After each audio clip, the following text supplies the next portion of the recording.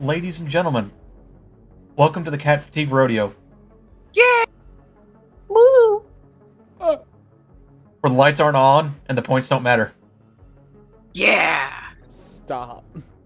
I will periodically be allowing everyone to go as a drop-in, drop-out campaign, and how I'm going to handle advancements is I'm basically going to state that if you are here, by the end of the session, I will declare that you have an advancement, which essentially means that you can progress your character. And for anyone who isn't, unfortunately, they do not get to progress, and I will have to contrive a reason for them not to be there. Is that acceptable to everyone? Yeah. That sounds good. So here's how I understand how everyone is getting to this particular locale.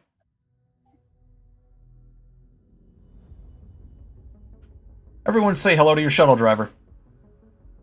Hello, shuttle driver. As the frame moved over, can everyone see the new picture? Yep, I can see it. Yes. It's time to say hello. This is Jennifer Becker, also known as Jen, as she prefers to be spoken to. Hello, Yeah. Jennifer. She will ask that you never address her as Jennifer ever again. You are woken up 2 weeks before you get to your esteemed destination of Istanbul 4. Commonly known by some strange Chinese name before an uprising of the lower classes, and most of that particular aspect of the station was ousted from power. Jen here is a freighter pilot.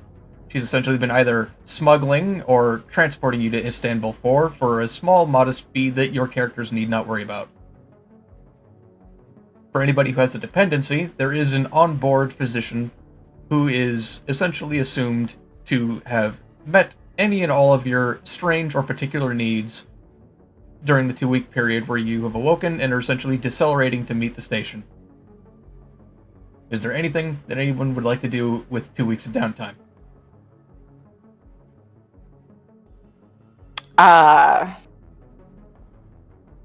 Am I downtime? Am I already like? I'm still with said company at the moment, right? It can either be assumed that you are attempting to completely and utterly flee the sphere of influence of your corporation, as you are unfortunately considered very rogue as an android, and you also have this mysterious hanger-on as the cat. Yeah. You're not quite sure what the point of the cat is, but you're sure you'll find out eventually. Yeah. Okay. But I've never seen it eat. Correct. You were informed that it was a picky eater. However, even if whether or not you've tried, you've never particularly seen the cat deign to eat anything.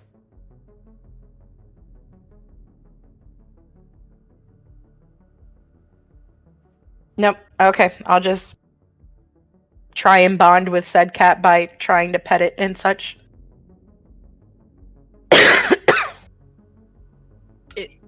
So my head is sticking out of the little porthole, right? Oh shit! I forgot to save that. You can into be my wherever you folder. want to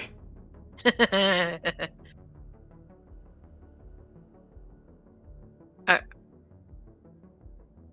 I'm just going to look suspiciously and at the hangers on to the outside of the carrier. I'm tense. With me trying to pet you, Mm-hmm. then I'll pull my hand away. Baby steps, baby steps. So my Clem? character. That's it. Yeah, perfect time. So my character, having just woken up from this, is gonna go ahead and start going over basic equipment checks. He's gonna ensure his weapons are up to snuff, no damages, everything's still accounted for. It's very methodical, very cautious in the way he's doing it. Like he's double checking like each barrel for his weapons, ensuring the rifling's still intact. He's ensuring the striking pins for the bullets on the actual rifles themselves, the hammers are all fine. He's making sure he's got his CLP in there, make sure everything's moving smoothly. He's basically going through as if he just first assembled the weapons and are making sure they still work without actually firing a bullet from them, you know? He's doing Excellent. that. He's going over his body armor, all that stuff. He's being very, very careful, very thorough with everything. Do you have the repair skill? Yes. All right, go ahead and give me a repair roll with a +4, as you have 2 weeks to find any potential issues or problems with your equipment. How would I just click repair here and then it'll go through and then we just add 4 to that? Is there a way to add 4 before the roll? Okay, well, if we go to your character sheet, let us notice where you repair, which is below persuasion and above shooting. You'll notice that there is a plus sign next to your D6. You can actually edit that and put a +4 there for this roll. Oh, cool. So I don't have to like go digging through the code like on the D&D sheets. Correct. You do not have to, but we can just essentially have you type, oh yeah, this is +4 afterwards, and I can basically just check the Mac to make sure you aren't like adding a +8 or something. Okay. A 6. Okay. You successfully run a round of maintenance on your equipment. You don't notice anything of any particular interest coming out, though you do manage to get rid of a couple rust spots from the person who requisitioned it to you. It had failed to mention previously. Upsetting. But it's being taken care of, so it's fine. As a resolution for your character, would you believe your character would still work for Terminus Dynamics, or would you be doing them a favor by coming to this remote locale that would take 40 years of transit? I believe, given the things we discussed before, it'd be kind of like a mix of doing a favor / trying to prove self to said company.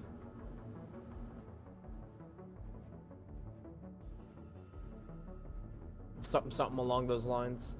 I feel like there's a specific word for what I'm looking for, and I just can't think of it at the moment. Oops, sorry.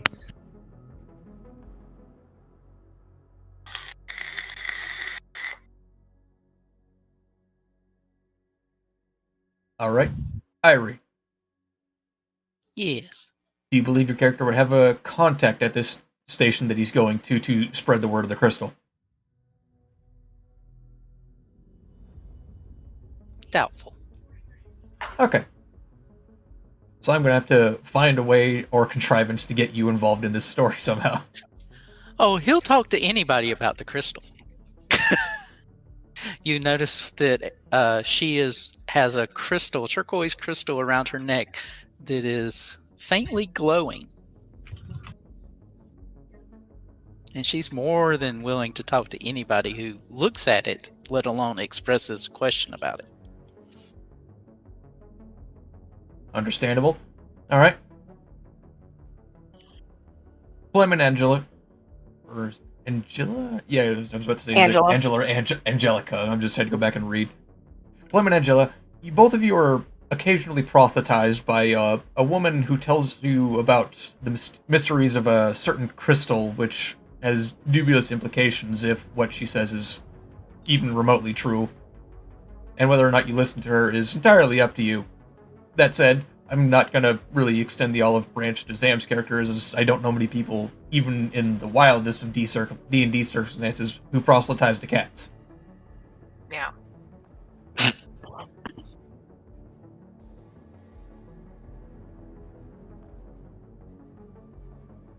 I apologize. I feel as though I may have missed something. Was there a question? I'm Would just you like to essentially know more informing about you. the crystal? I'm essentially The just informing crystal. you that Irie's character occasionally approaches both of your characters to talk about her interests. Most of them okay. seem to revolve around crystals that she claims has mysterious powers, Oh, and forgive your sins, and who knows what else. Oh no, oh. it's all healing. It's Okay. the healing power of crystals. healing power of crystals. Okay. Sure. Tell me more. And the cat in the backpack hisses.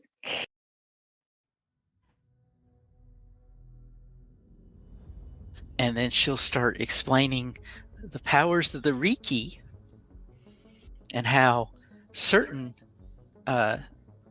crystals like the turquoise help in healing, especially. And then she'll go in about other rocks, and what they have powers to help.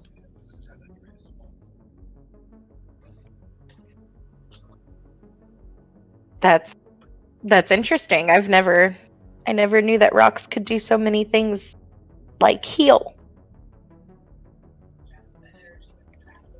Oh, Where do you yes. find such rocks? Oh, I'm sure I can find you a crystal. That's no problem. She'll start rummaging through her backpack. The one she pulls out for you is turquoise, but it doesn't glow. Am I buying this? Or are you giving it to me?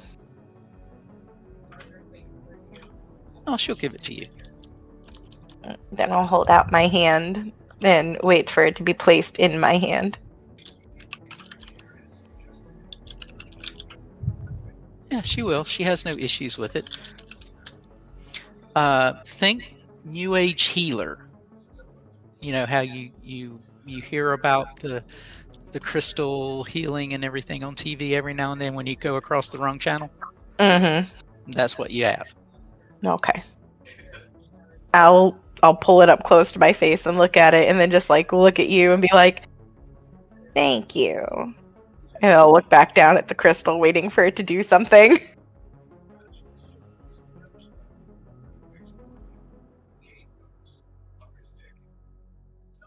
Actually, what I'll do is I'll like turn to my side a little bit and hold it up to the cat and see if she sniffs it.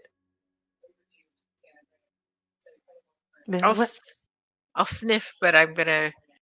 The cat will sniff at this and still kind of what is the word I'm thinking of? Kind of almost squints at it and looks suspicious, but does not hiss. Okay. The backpack that I have, Spoon, can we call it like a small like cylinder type one that I can put underneath of the cat bag?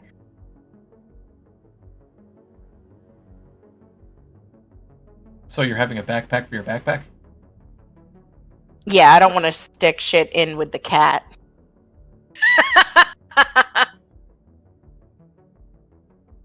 We could say that you're essentially carrying an actual, like, real backpack or a fanny pack over underneath the other pack.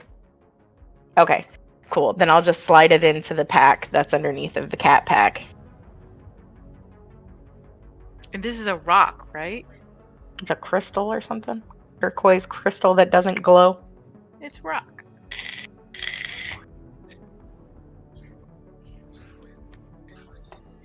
Samson, you seem to show a particular interest in this crystal. Would you like me to give you a notice roll? Both of us? You may if you wish. Does that work? Hold on. Notice.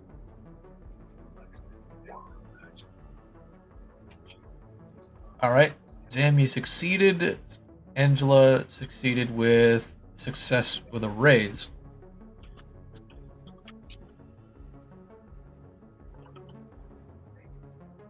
Leah notices the crystal is fairly well made. It looks like it's cut fairly well. It's very angular and rigid in all the right places, and it doesn't seem like anything is out of particularly any place. Angela, you would notice that on several different pieces of the crystal, there seem to be little inlaid designs that catch the light just right in some areas of the ship that you're currently being transported on. You're not quite sure what the purpose is.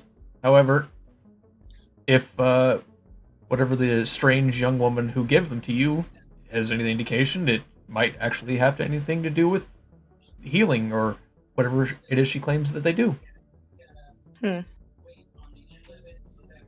Quick question for you, Spoon. Would I happen to also notice the fucked up looking hands of the person transporting us places? You can you can choose to comment on them if you wish.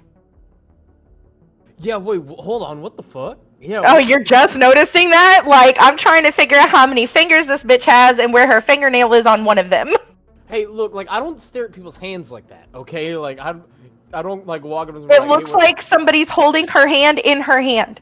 Well, I'm not going to point out the fact that one of her eyes is significantly smaller than the other and is also sitting on a different angle of her face. Does this bitch have 2 sets of eyebrows? Or is that drawn on, maybe? Do you bring this up in Let's- conversation? We are not bringing this up again. Not like that, I don't. Because I'm not... My character's not noticing it. I'm noticing it. I just got to make that clear. Also, what kind of Oh. cigarette is in her mouth, and why is her hand smoking but the cigarette not? Is this an AI-generated image? It absolutely is, but I'm sticking with it because these peculiarities you will absolutely sort of see in this sort of scenario, especially when you're going to a ramshackle bum station in the middle of nowhere. Oh. Ladies and gentlemen, you're looking at a space trucker woman. She doesn't give a fuck what she looks like. Don't get me wrong. The image is pretty good for an AI generated one. Apart from the fact that she looks like she has a minor 5 o'clock shadow on a goatee there, but the fingers.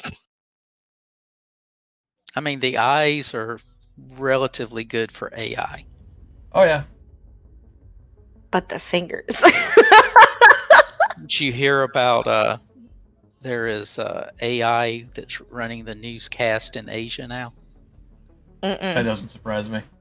And the guy said that, you know, he was watching it and he said it was so good and believable. He said, you know, if you're one of those news announcers, you might as well pack up because your job's gone.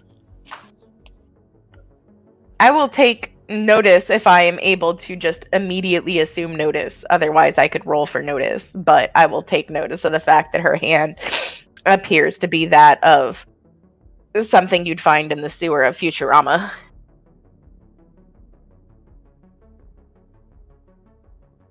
Physical mutation is not too outside of the norm. However, she may just be some strange transhumanist who has a very specific but very subtle cybernetic quote-unquote enhancement. Oh, that's fair. That's fair.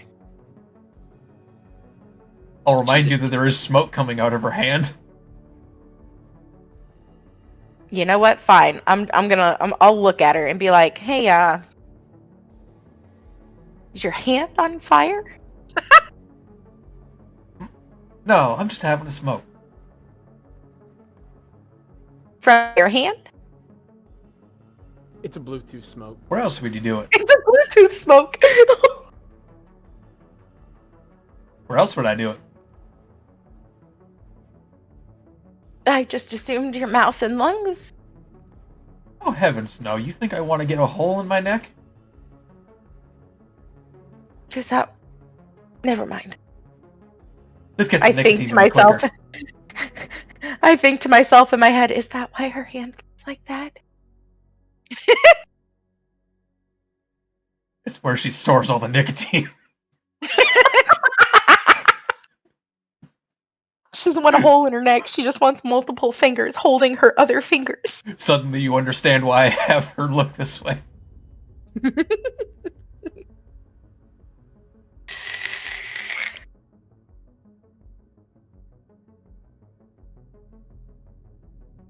Are we like parked somewhere, or we're on our way somewhere and it's just taking 2 weeks? You are... So, essentially what has ended up happening is you have long since begun the deceleration project. Space travel, ordinarily, in this age, essentially is the process of pointing a ship in a direction, having their lithium-ion engines start just spooling up, and going faster and faster without the unfortunateness of friction that would be in an atmosphere. And then, when you get to about the halfway point of your destination, the ship turns right back round, and then begins decelerating by thrusting in the other direction. You are currently So- in like the 2-week phase before you essentially reach kissing distance of the station. Okay, so it's like a futuristic train.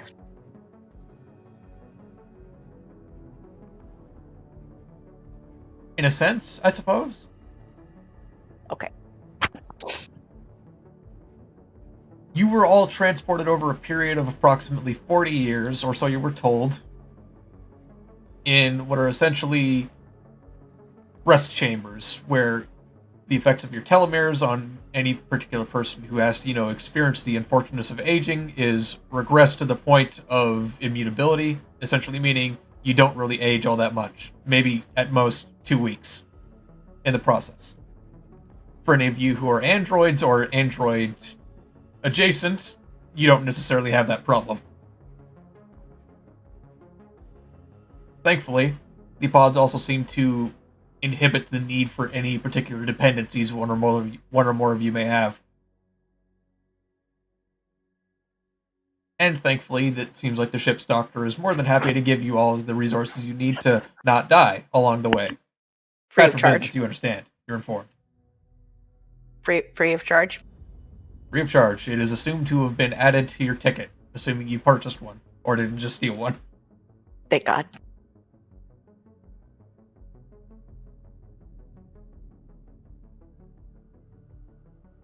Have I ever seen the cat use the bathroom? No. That depends on how closely you've seen Leia just standing around you.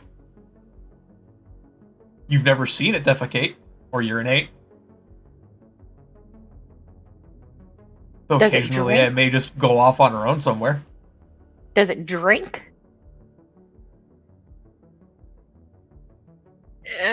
You haven't seen it, but cats.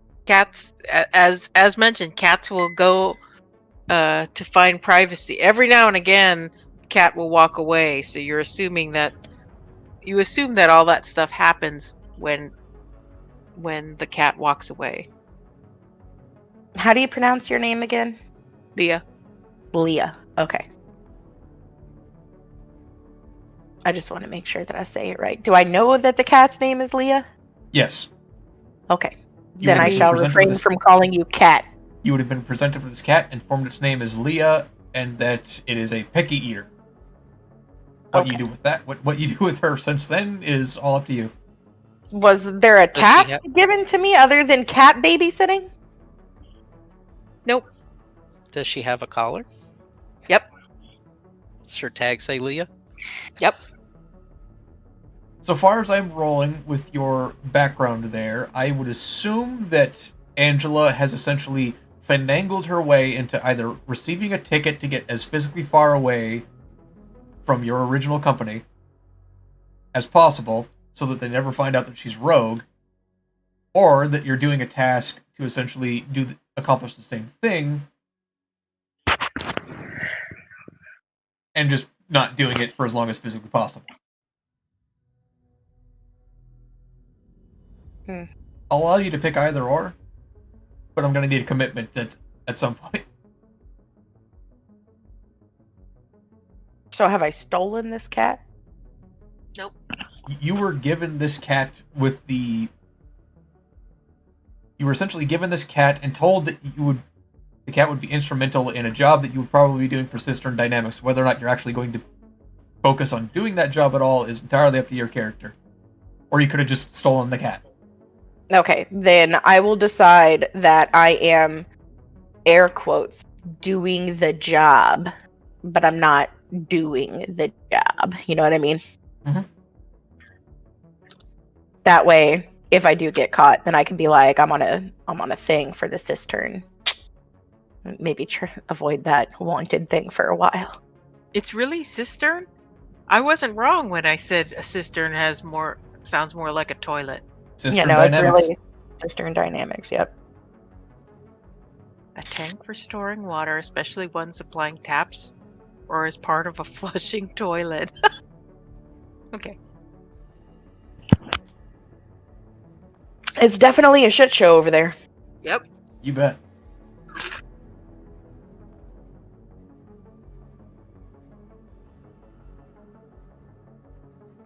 All right. If everyone is Can I? concluded, what's up? No, I was just gonna. I thought we were still waiting, so I was just gonna try and figure out something else to do on here. Can I just look around and see if there's anything else that I can like meddle with to pique my noggin cells a bit more? It's not a Anything to particularly kill the large boredom. ship, but there are modest accommodations aboard the ship. You're allowed access to a computer with a fairly large database of information if you wanted to study anything.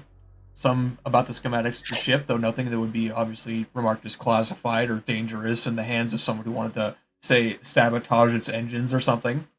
There are Okay. a number of video games, a large library of books to read. Does Google still exist? Unfortunately, you'd be so far away from anywhere where a transcontinental highway or any sort of like internet superhighway would be that Google would be useless.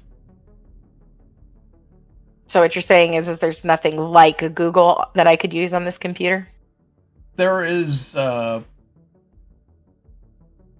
would say that there's as significantly an equivalent, but it's operating off of a database. Okay, that's fine. I'm gonna sit at the computer and I'm gonna type the following: Weird gifted cat won't eat? Question mark.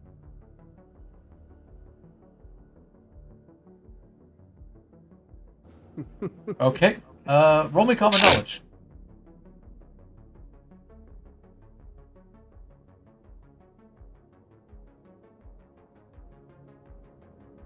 All right. Using your ability to discern information on this particular database, you insert some keywords, don't particularly find what you're looking for, you insert a few more, and then you start narrowing your search, removing specific things like cat won't drink water, cat won't do this, and certain other web pages appear. After narrowing down your search sufficiently, you do find that there is a large, well, not really large, is a couple of articles related to advancements in synthetic technologies related to animals for companionship.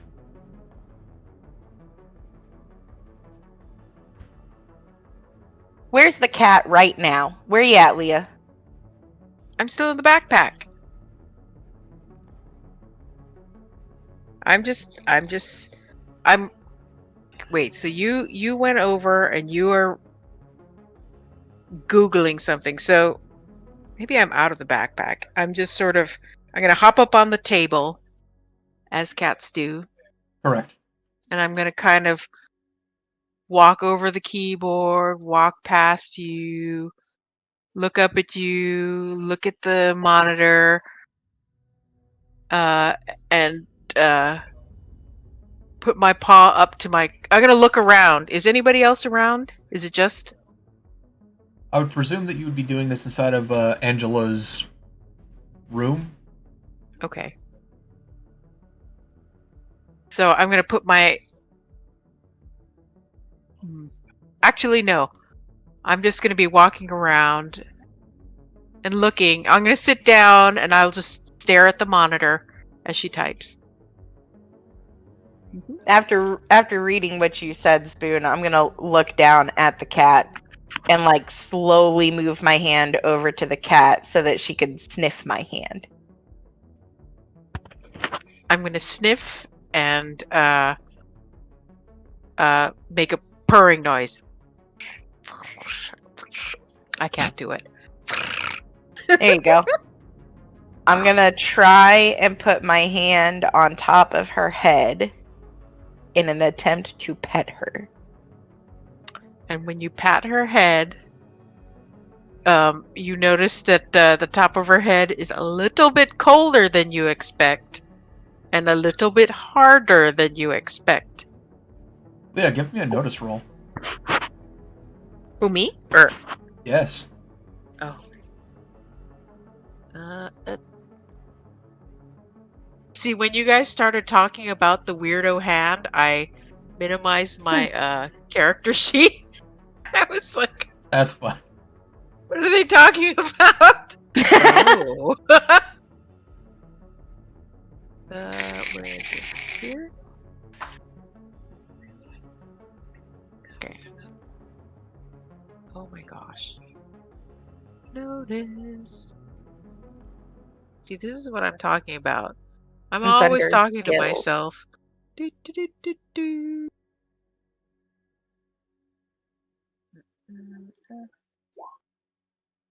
Go back here. That is a success on the wild die. Alright, Leia. Your Yes. olfactory sensors informed you that there is a peculiarity with your current handler. A peculiarity. What? Her epidermis smells weird. She got weird skin. I'm gonna look up at her and kind of narrow my eyes. And I'm gonna slowly put my paw up and touch my collar. And I'm gonna and you will hear the cat say through the collar with a kind of strange voice. So, I take it you're not quite as human as you look. This is the cat. I will jerk. Oh shit! I was shit. Wait, why does she have boobs? This is a completely Why not? different character, but this is about as close as I can get. Oh, so wait, which one is it? Is it the cat that's in my DMs, or is it the cat that's on the screen, Mom? I would pick Because one on the you're a screen. little, the one on in the the screen, a DMs, little but this big is- for the backpack. This is the kind of collar you would expect to see on this kind of character, and why you can physically hear it talking now. Oh, okay, gotcha. It- But not everybody knows that I can talk. Correct. Only you've now informed Angela that you have the ability to speak in a limited capacity. I will jerk my hand back for a moment and immediately put my other hand over my lips. Not my hand, but like a finger, as to shush her, and then like hold my other hand up towards her. Shh. Meow. And then, just as a quick thing, I want to put my hand on her back in a way that I would be able to tell if she's breathing or not. She is breathing, but she is also, I mean, she is breathing, and she is mostly soft and furry. Angela, But- with your notice roll of success with the raise, as you brush along this strange talking cat at that, it's back. You notice that the hair just feels ever so slightly off. It's soft, but it feels vaguely synthetic. Fake Its fur. back, its back is pliable and soft, but it's mysterious in that it's only pliable and soft to a point, not in a way you'd expect to something with correct internal organs like a rib cage or a stomach with intestines and whatnot to be pliable. No, it's all just uniformly firm. Okay. Then I will pick her up if she'll let me. And kind of do the way you would cradle a cat like a baby. And then I'll just whisper, "Listen." And then I'll place her head like close to my chest so that she can hear absolutely fucking nothing. Oh. And I'm just gonna, since I haven't touched my collar, it's just me. Wow. Wow.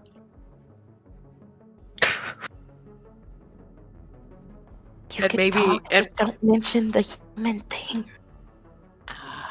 And she's gonna just sort of rub her face against her. Okay, how do I explain this? She's going to lean her head against Angela's chest and kind of rub her cheek against her chest. Like the little cat cuddle thing cats do. Mhm. Okay, My dog does that too. cool. Then I'll just continue to hold her like a little baby and pet her. Now that I understand why she doesn't eat or drink or Yeah. probably shit or piss. Yeah. It all makes sense now. A absolute truly. what are those fucking animals called? Hypoallergenic animal. Speaks cat. Now, if either of you failed your notice checks, I could have just had it so that you both could have blamed Ariki on the crystal that she gave you being laced with hallucinogen. No such luck. Yeah, the next time you run into her, she'll be giving you the spiel about the turquoise is a sacred crystal, among the most ancient to be utilized by human beings. In fact, it was the first crystal to be ever mined by a civilization. And it makes cats talk. Does it? Interesting. I'll put her back in the bag though, and put the bag back on my backpack, and or the backpack rather back on my back, and go back out with everybody else.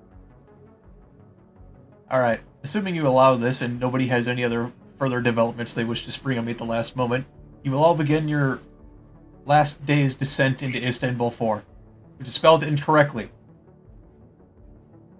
Okay. It is spelled with 2 L's. Oh. Okay. You'll all likely get a view of the Istanbul station, and you'll notice that there's also a satellite structure not pictured in this image, which you can only assume is some form of ranch or close by subsistence farming area, which is essentially just a satellite to create, sustainable farming and potentially ranching. Which also doubles as a nice, handy solar farm.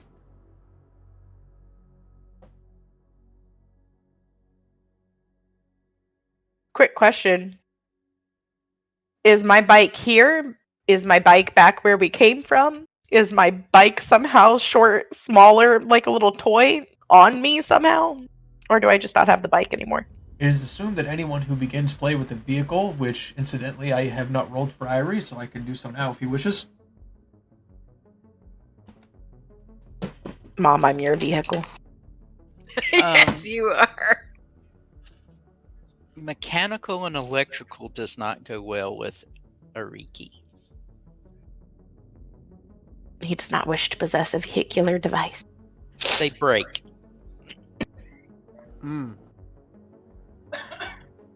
They do. So does that not mean you want me to... So does that mean you don't want me to roll for you to having a Segway? That's one of those all thumbs. I see. So if I had one, it wouldn't work for long. Understandable. So I shall make the assumption that you'll be relying upon either walking or the occasional public transit. Otherwise, anybody who has a personal vehicle, it is assumed that it is somewhere within this medium freighter's cargo hold. Okay. I mean, unless I have a critter, that would be the only way I would have a vehicle.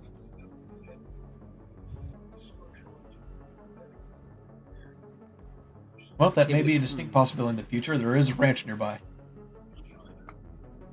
In the sky? Correct. As stated previously, this is the current station that you're going to. However, not pictured in this image is... I'm going to assume that you're on the right toolbar. Yep. As a satellite to this space station, there is essentially a large space ranch / farm, which doubles as a solar plant. Interesting. Otherwise, the ability to get food and other sustenance would be largely limited by a 40-year transit distance. Yeah, that'd be problematic. I can see that.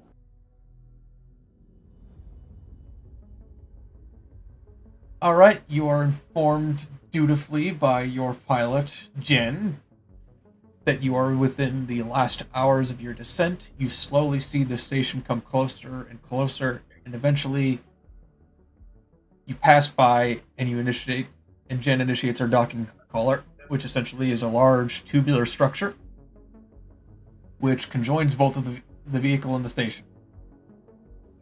It's a sharp rattle as you come into contact with it, and it begins locking into place.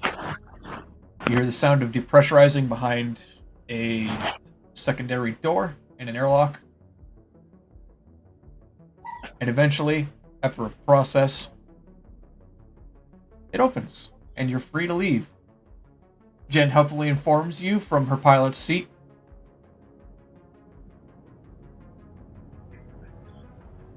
You don't have to go nowhere, but you can't stay here.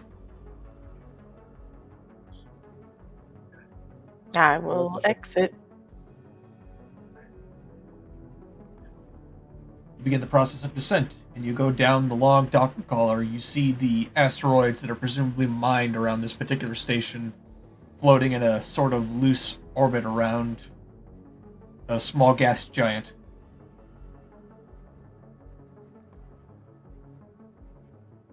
You enter the main foyer of what looks like to be the customs office, which, incidentally, is a female Catwoman. Now, as this is an AI-generated image, I will ask you all to ignore the fact that this Catwoman is sitting on top of the table, very unprofessionally. This is like the 7th image, and the others were all literally of the character Catwoman. So this is the best I could get. Okay. She welcomes you to Istanbul 4, and asks what she can do for you today, and if you have anything to declare. Do I declare the cat? You see this Catwoman peer over your shoulder. Notice the cat that you now know is synthetic. Gives it a nod and says, "Very well. I'll ask you on behalf of Istanbul 4 to do everything in your power to keep this away from hyperallergenic people." She gives you a wry grin as she begins typing onto her Surface computer.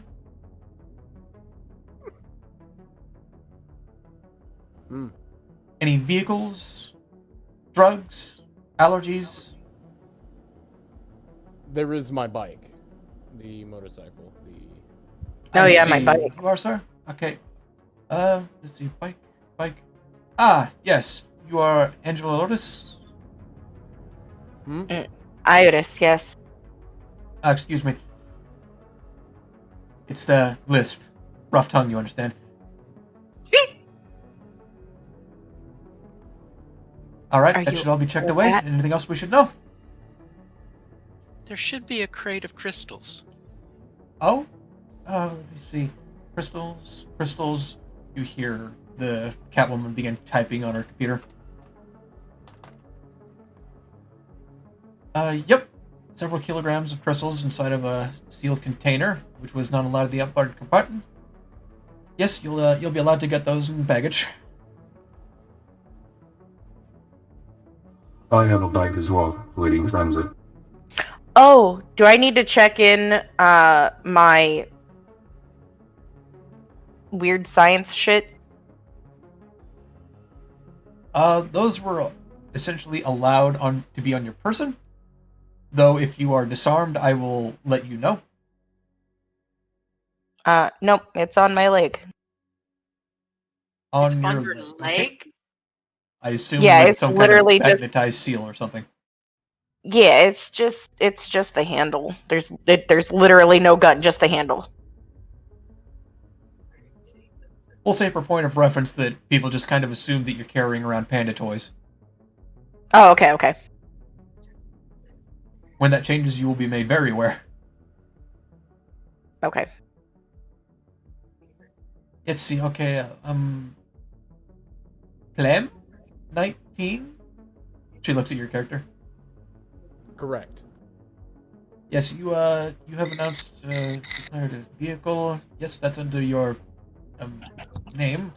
And your baggage, that should be waiting for you in the baggage area. We hope you enjoy your stay on Istanbul 4. Do try to stay out of trouble. We've only just got out of a revolution. I was late. I beg your pardon? Hmm? You cut out. No, that is what I intended to say. We didn't hear what you intended to say. You cut out. No, it was me. Did anybody else catch that? Nope. No. Why always me? I made a noise. HM. Oh, Wow. Perhaps I will use a voice. Perhaps Slugga, it'd you be might good have if- to hold. You might have to hold down your push to talk key just a little bit after you finish talking. Is it cutting me off when I let go? Yeah. Yeah, a lot of what you were going was like a second long. That's not right. Hold on. I should have a push to talk release delay here. Hello? Hello. It's still you. Oh, I know. I'm gonna stop with the voice changer because I think it might be something with the voice changer fucking up. Oh. We hear you then. You better claim your bike. The poor Catwoman looks That is the positively plan. aghast as she asks you multiple times about what it is you're attempting to say, and after getting the gist of it, she apologizes again and states, rather helpfully, that there's a very affordable biotechnical physician on site who is, again, very affordable.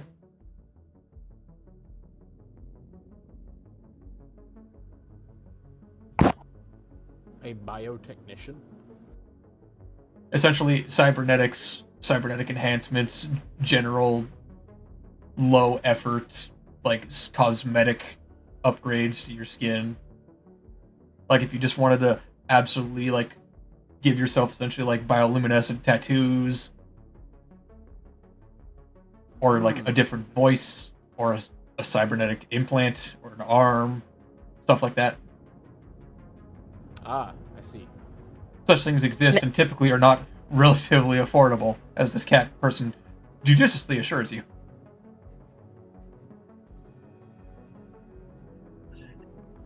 Did I misunderstand? Did you say that there was a position open, such as to work in? No, physician. Physician. Correct. Okay, never mind. But I'm sure they would put you in a position. But Tish. I'm gonna change my character to this because if we're all together, then I assume that we all know what each other looks like. Oh yeah, I just realized. Do I even have an image for mine? Well, I sent one. I just don't remember where it is. Shit. Ironically, my character is going to be not helpful to this group. Oof. Interesting. Is it also a cat? No. Darn it. I feel like you guys are making fun of me. But you don't need a healer. You need a mechanic.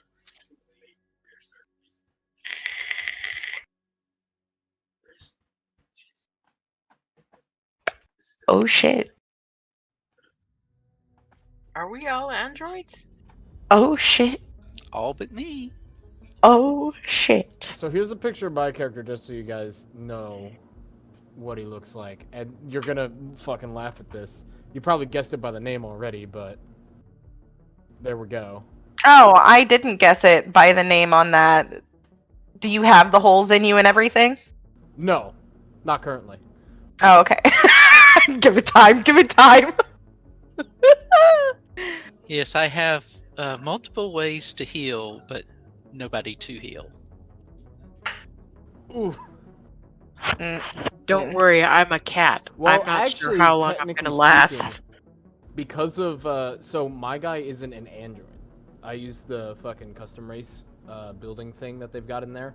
So mine's a little bit different, and technically speaking, it can be healed via your normal means because it does not have the construct trait, which is technically strange, but don't worry about it.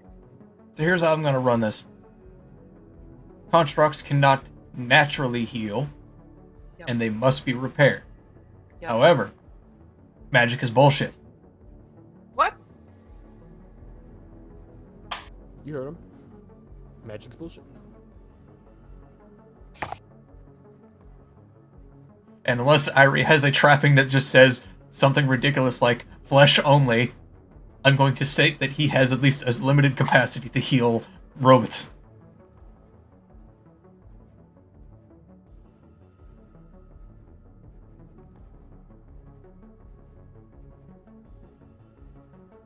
Row, fight the bit. Is that acceptable to everyone? Is that not? Does that break a character concept somewhere? No.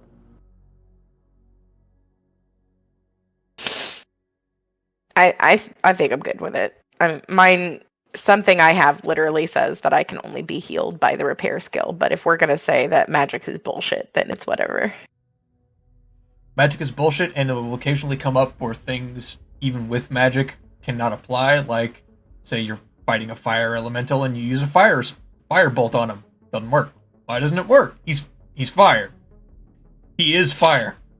That's fair. Yeah.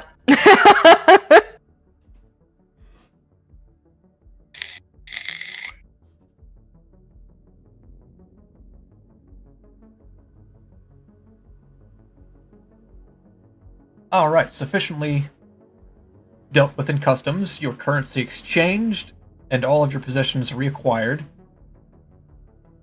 Let's see. Angela and Plem are informed of where their vehicles are currently being stored upon the station, and that they are free to claim them at any time, assuming they get viable lodging, otherwise they will be held until such a point.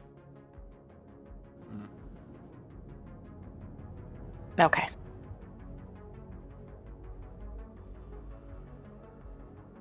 It should be noted that most of the people here are plainclothes. However, as you are leaving the customs area, you pass by two individuals who look vaguely like this.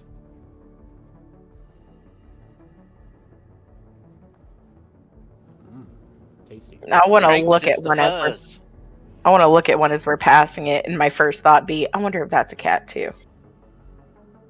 Do you ask this person if he is a cat as he is standing there bored on guard Absolutely duty? the fuck not.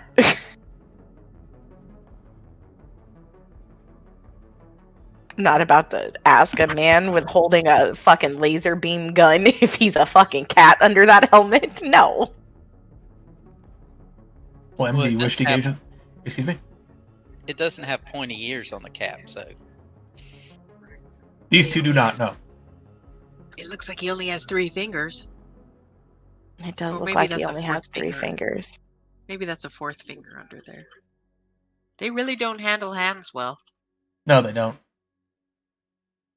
And even if he did have 5 fingers, Mom, he could be a polydactyl.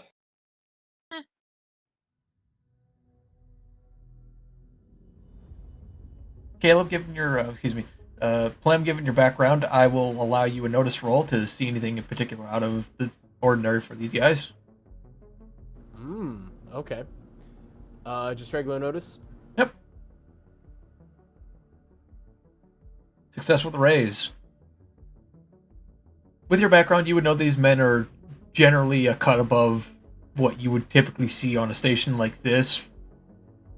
These men are in not quite state-of-the-art technology, but you do know that there are several instances of armor like this being seen on frontline combatants in special forces units, and the occasional private military corporation who obviously make a bit more than your average Joe. If you'd like to make a common knowledge check to know about any of his particulars of equipment, you may do so. Otherwise, you generally note that this man is just a cut above the rest and his equipment is not standard gear. Well, given how analytical I most certainly am going to see what I notice about his gear. Probably not too much. Could I also? This is a small part of his background. However, I will allow you to roll common knowledge to see if you can, categorically just know any of his equipment. Also, probably not.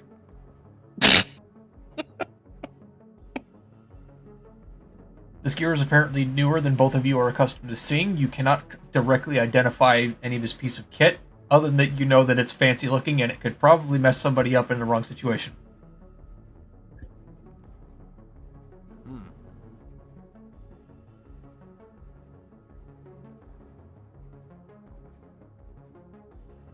You do have the option of just talking to these guys. It doesn't seem like they're particularly doing anything other than standing around looking bored. You know what? I'll stop and I'll ask him because I'm interested. Be like, so the cat lady in the welcome committee said that some sort of revolution happened here recently. What was going on? Resolution? Oh, yeah, you mean the old residents. Right? I would presume so. Revolution. Right. Yeah, we were under contract to get rid of the old occupants, as it were. Good contract, easy job. What kind of occupants? This station used to be owned by the Chinese, largely an ethno-state, and a lot of the undesirables. Sorry, I need a hotkey for this. He air quotes as he says this with one of his hands while keeping his other hand on the trigger guard. One of the undesirables. Used to work in the mines here. Can I do like a common knowledge thing or something to figure out what the fuck he means by undesirables? Absolutely. Success with a raise. Alright. A great time ago, the Chinese, as a faction on the Earth, or it's not really known as anything else these days, so back in the day on Earth, the Chinese were a faction of people who were essentially a relatively large ethno-state that was trying to assume a large part of the continent they were on. They launched many desperate last-ditch maneuvers to essentially keep themselves from collapsing as they have done through history. And the station is evidently one of them. It can be assumed that all of the undesirables will be anybody who is in an unaffiliated political party, anybody of an unaffiliated particular xenotype, or really just anybody who isn't ethnically Chinese. Ethnically Chinese.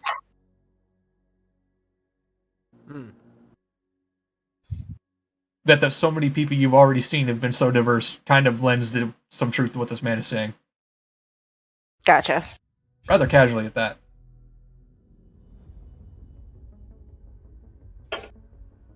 I'll just look at him and be like, I see. Is there anything that we should be aware of or on the lookout during our stay here? Certainly. Don't piss off the Bannermen. What kind of men? The Bannermen. Bannermen. Correct. Is that what you are? Correct. Okay. I'll take 2 fingers on my hand and just do like a weird little salute thing as a understanding between us that I shan't piss them off.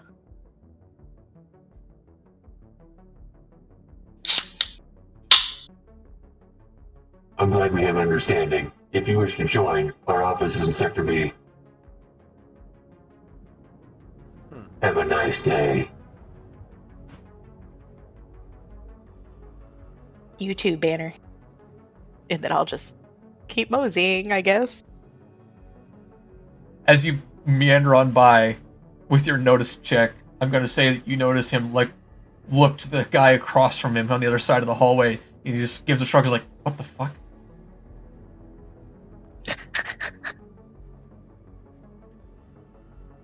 I believe they are the ones who took my job.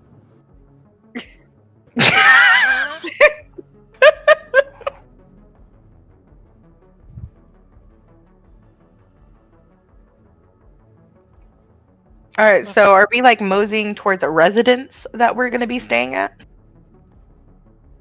So as far as all of you know, Istanbul 4 is essentially a largely segmented circular station. What that essentially means is that you can essentially get to anywhere along the station by following what is loosely considered to be a road, which also has some paveways off in the corner or more often to the side for vehicles to travel through and over. So there's no vehicle collisions on the causeway. Mm-hmm. Right. Section B is a section that, so far as you're aware, is several sections away. You are currently in Section C, which is essentially the customs office. I imagine that we need to go pick up everybody's baggage. Yep, you are directed to baggage claim by the cat lady before you talk to this gentleman, and you head that way. Okay. Inside of the baggage claim area, you find that there is a peculiar sight along one of the walls. You notice that there's a... How to describe this? There's a rather fanciful scrolling text screen above several individuals' heads, and many more that are just sitting along the wall with really no occupants. Standing underneath some of these is certain individuals, some big, some small, some different, and with the occasional different xenotype. Above their heads scrolls a number of words, which you can only assume to be people looking for other people during their departure, like you see scrolling above the heads of a man in a business suit like Madison. You see another says Wyoming, and above a very, very short woman, about approximately 3'4", in a rather starched business suit, is the words Terminus International and / Cistern Dynamics. That is my point of contact.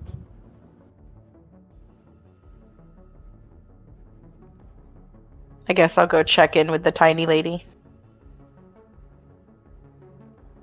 Because I at least need to make sure that it looks like I'm doing my job.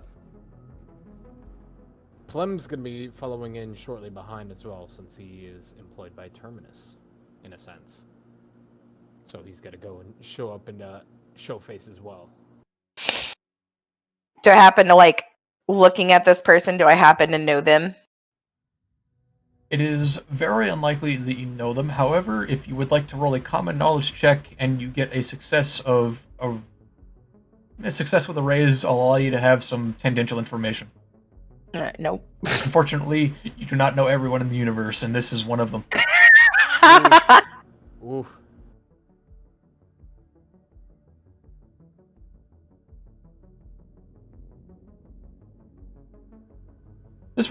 This very small woman with a clean side cut looks up to you, and she gives you a very crisp hello. Hello.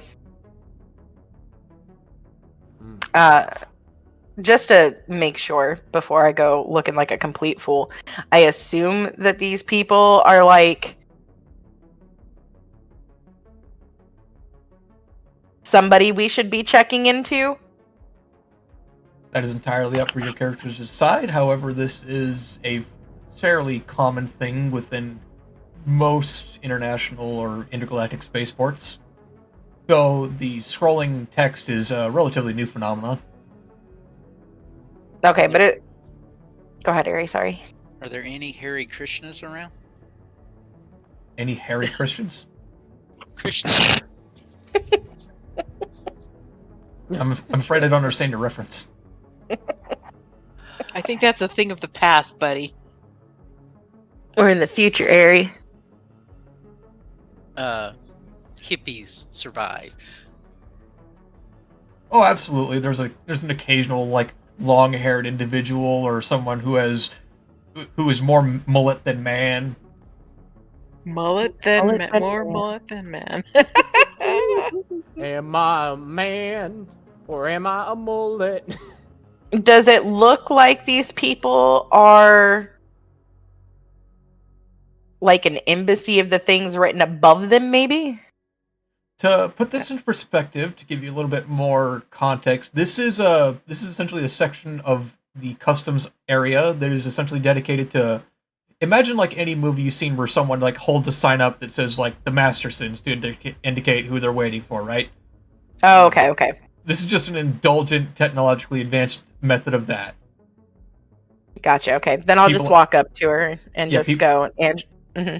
Yeah, people just ask for a spot, tell them what to type, and then they stand underneath it and they wait, and they wait, and they get annoyed, and they wait. And then someone eventually walks up to them and asks for change. Or, does what they came there for. Gotcha. Well, then I'll walk up to her and I'll go, Angela Iotis, sister in Dynamics. Oh, it's very nice to meet you. And who are you? I am Isabella.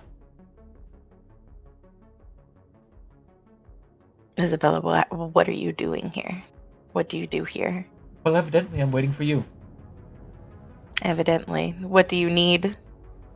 Well, I would need for whoever is also working for, I believe, Terminus Intergalactic to show up on time, That which would it be seems me. he's not instanced to do. That is me. Are you there? Yes. I assumed you were said I was grabbing your following- baggage. No, I said I was following behind if we were going to go talk to the, what's it called? I see, excuse me. And then she looks to you. And you are? Plem 19. Present as ordered. I see, a peculiar name. It must be you. Terminus. Every time you hear her mutter under her breath, you don't need a roll for this. Mm. I take it you've both been briefed on the current situation? Partially, Have I but- been? Partially, but data seems to be out of date. New update will be required. You haven't, I see. Are you going to provide? Certainly, but not in a public place, where anyone could hear or photograph me doing so. Understandable. Allow Plem to collect his belongings and we shall find more private arrangement. Correct. Wonderful. I shall arrange for you to meet in my domicile in Section D.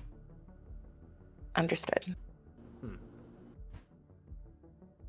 I posted you a pic of Hare Krishnas.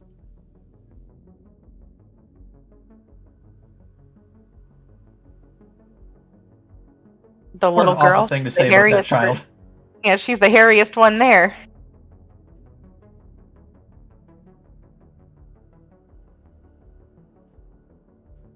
Oh. Hare. I don't see a rabbit anywhere. And that's a Riki above it. Above what? Above the Hare Krishnas.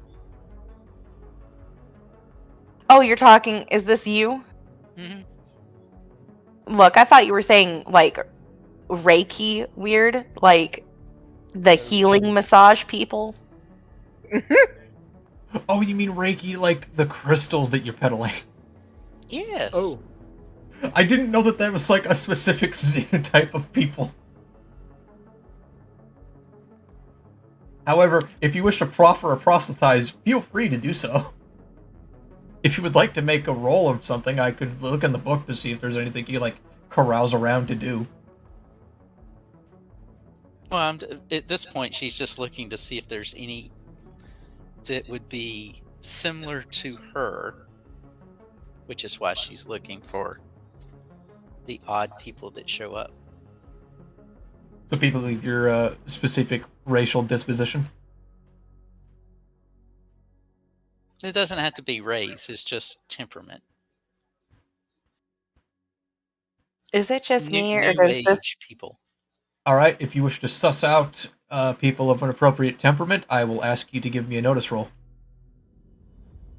Also, is it just me, or does like the picture that Ari has posted of herself look like she belongs in the movie The Dark Crystal? All I remember about that movie was physically destroying it with a baseball bat. Oh. But I see where you're getting at.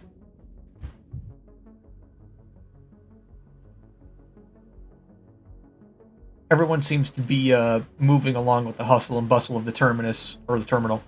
So, as it happens, you can't really see anybody with the same level of energy that you seem to be looking for, Irie. Or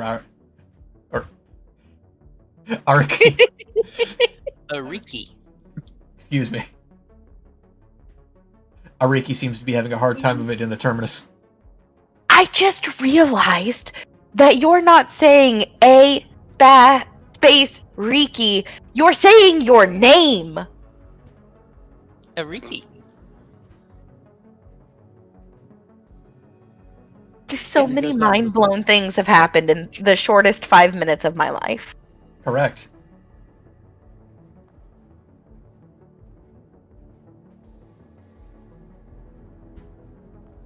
Anyway, I'll go with Plem to But collect a this shit. Riki is a Riki crystal healer.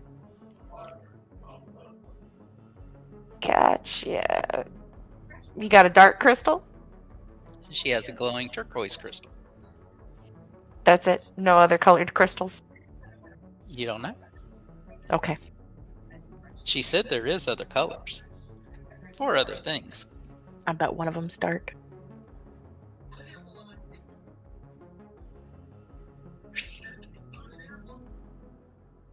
Anyway, I'm going with Plem to collect his belongings. Yes. It'd be very unfortunate to lose anything at a spaceport. It's probably Yeah, I assume that the cat lady you said that my bike is somewhere where I can go and pick it up some other time. Yes. Yeah, That I was think the she information said we're given. they would keep it until you had housing. Okay, cool. It's essentially Should kind we of go- like being at an airport with a vehicle service. It's going to be put somewhere until you can either pay it off or they have like viable places to transport it to. I'm just gonna look at Plem and just say, do you think we should figure out our own domiciles before heading to Section D? It would be important to have a place to actually store our means of defense, as it were. Especially given the fact that it would appear that our current mission details and data has changed from the original standards. Mm-hmm. Isabel hopefully informs you that you can likely find available housing in the block, in D block. Oh, okay. That works. Have we introduced ourselves to each other? I assume in the 2 weeks we spent on that weird bus thing that Bus. we know each other's names at least. You're all at least likely tangentially familiar with each other's names, though whether or not you've achieved anything semblance of a friendship, that is entirely up to your characters. Okay. Well, me and Plem have to go to the same place, and I'm a Layla's ride, Leah's ride, so she's kind of got to go with me. So I'll just like look for a Riki and just walk over and be like, we're going to be She's- heading to Section D to arrange domiciles in the event that you didn't know where to go. Alrighty. She seems to be struggling with a box. Okay. You know, like when a backpack's heavy, you gotta like readjust it and you like do a little jump and pull it up. I'm gonna do that real quick with the cat and then do the finger salute thing that I did with the banner guy at Ariki and start back towards Plem to head towards Section D. Having Isabel looks at nothing better to Ariki. do. I'm sorry, was someone else that I wasn't informed of joining us on this little expedition? I'm Not- Ariki. How are you? Hello, I'm Isabella. I work for a corporation whose name is completely indeterminate to people who are currently not in the know. How can I help you? Oh, I'm just a healer. I see. Well, shall I They direct you just to the... rode here with us. I'm sorry? They just rode here with us. I was just letting them know where they could find domicile. I see. Well, if you wish to direct your attention to Section A, you will find the Church of the J-Man or the Catholic Church. There's also a nearby hospital. Catholic Church? Yes. The Wow. Catholic Church. Wait, are you specifically speaking? No, that's out of character. Sorry. Okay. Yes, there is a subsection of the Catholic Church that is currently a void disband for, and there's also a strange religion you've heard about. Apparently, it is called the Church of the J-Man. Oh. I feel like by the time we leave this place, the Christian church is going to be completely abolished, and he's going to call it the Hare Krishnas. I really don't need to associate with the children chasers. Oh shit! The what? The children chasers. Wow, did you just go there? Oh shit! I'm not quite sure what you could be insinuating, nor do I think I wish to understand. However, if you are making a joke about my height, I will be cross with you.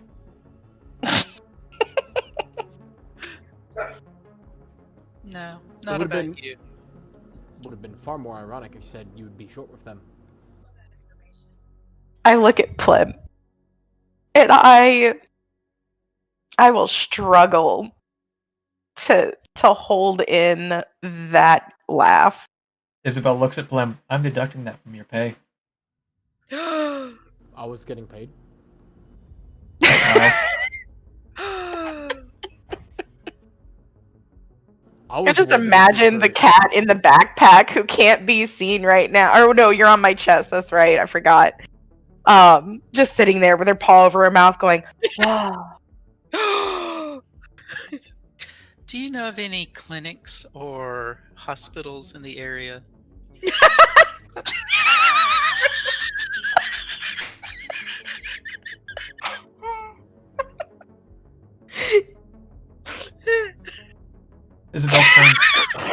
Isabel turns to Ariki again and then says, "Yes, there is a hospital within cell block, or excuse me, block A." Thank you. You are welcome.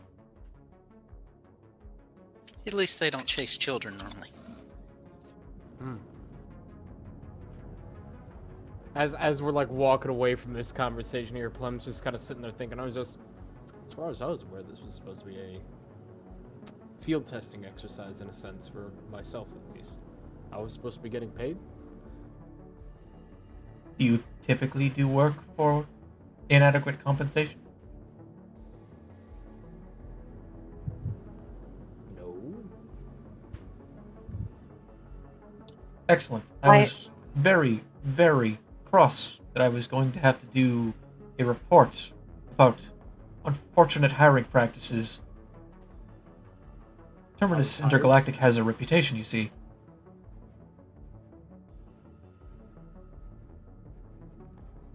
Evidently, so does the Catholic Church. Madam, Just I'm gonna quite look assure down you at that the- I pointed you to block A and I'd like you to leave. I'm gonna look down at the cat and just be like, "What a strange girl."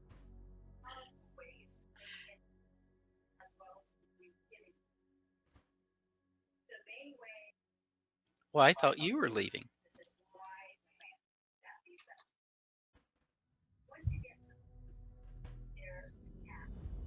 I'll have the both of you follow me, please. I've very grown weary of this conversation. When she turns around, I'll turn towards Ariki and do the finger salute thing with a smile on my face. Who's following who? We're following Isabel. Ah, I see. Don't lose your crystal. I'll pat my backpack. I won't. And the cat, you see the cat in the backpack staring at you and swatting the crystal.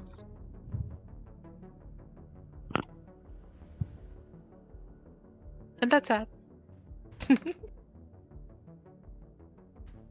As we're walking with Isabel, I'm gonna sit there and think in my head, I can't wait to teach this cat how to do the salute.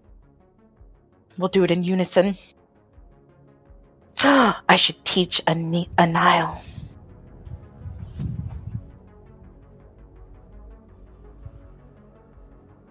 After you get a fair distance away from Ariki, Isabel is going to look at you, Angela. Mm-hmm. Excuse me, but did that young lady inform me that you had a crystal on you? Yeah, she gave me a crystal on the... What the fuck was the bus called?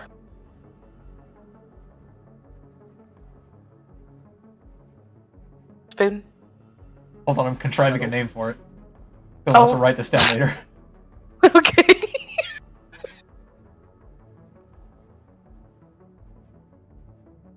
I suppose we'll call it the Jen's juxtaposition. Whoa. You got something like short? The JJ. Ooh. The JJ. Is that the dark crystal? God, I haven't seen that in fucking forever. Yeah, because I was saying that Aries' character looked like that, reminded me of it, and he deals with crystals. So, Oh yeah, Uh, they'll do it. so yeah, she gave me a crystal on the JJ on our way here. Said it was some sort of healing crystal. My gosh, I just keep hearing but JJ. Jeez. I wish to reiterate that I said the JJ, but I that know. is still funny. I know. Hmm. Hold on.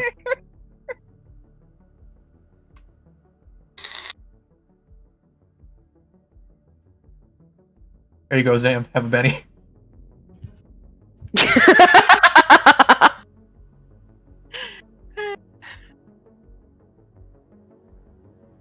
Again, for anybody who wishes to use any of these bennies or benefits as they're, for whatever reason, locked down into, you can use these to reroll skill checks, ability checks, use them to soak, which is essentially if you're in threat of taking damage, you can attempt to not take damage, or, circumstance depending, you can actually contrive a reason for something to happen in a scene. Okay. I simply state this because I have noticed that nobody has bothered to reroll any of their skills yet, or anything, but that's fine. You see Isabel pull out what looks like a mobile phone from her breast pocket. She holds it up like she's going to take a picture of you, and then you notice there's a small flap that opens up in the front of the paneling of the phone, or what looks like a phone, and it begins to scan the crystal. Hmm. It's turquoise. It also has strange markings on it. She looks down at her phone, which she appears to be reading something, and you see her eyes go left to right, and then again, and then again. She nods, satisfied, and then puts the mobile device back in her breast pocket. Did this bitch just Pokedex a crystal? It looked, for all intents and purposes, like her phone did something to the crystal. Whether or not you wish to ask is entirely up to you. Gotcha.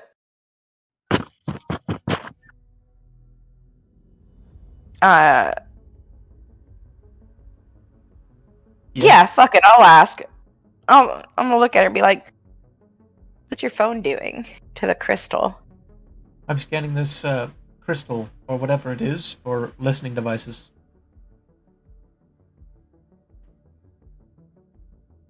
Is that a Cistern Dynamics technology? No, this is a BlackBerry 17. Very 70. Then it's trustworthy. I would assume so. I am just rather cautious of individuals giving out gifts or listening devices being on things. It's a rather common tactic of Terminus Intergalactic. She looks at Blem. Hmm? How do we know your phone's not bugged? You don't. Shall we place both outside then? Both what? The phone and the crystal. Why would I need to place my phone outside? Because it is more likely that your phone is bugged than the crystal is a listening device. Ah, but here's the key difference. She pulls her phone, or what you assume to be a phone, out of her breast pocket once more. She presses a button on its side, and now it's off. I look for a button on the crystal. Give me a notice roll.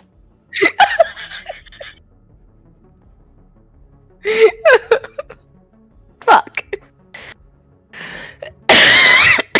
You found a couple grooves that could be a button. Now you're paranoid. Is that a button?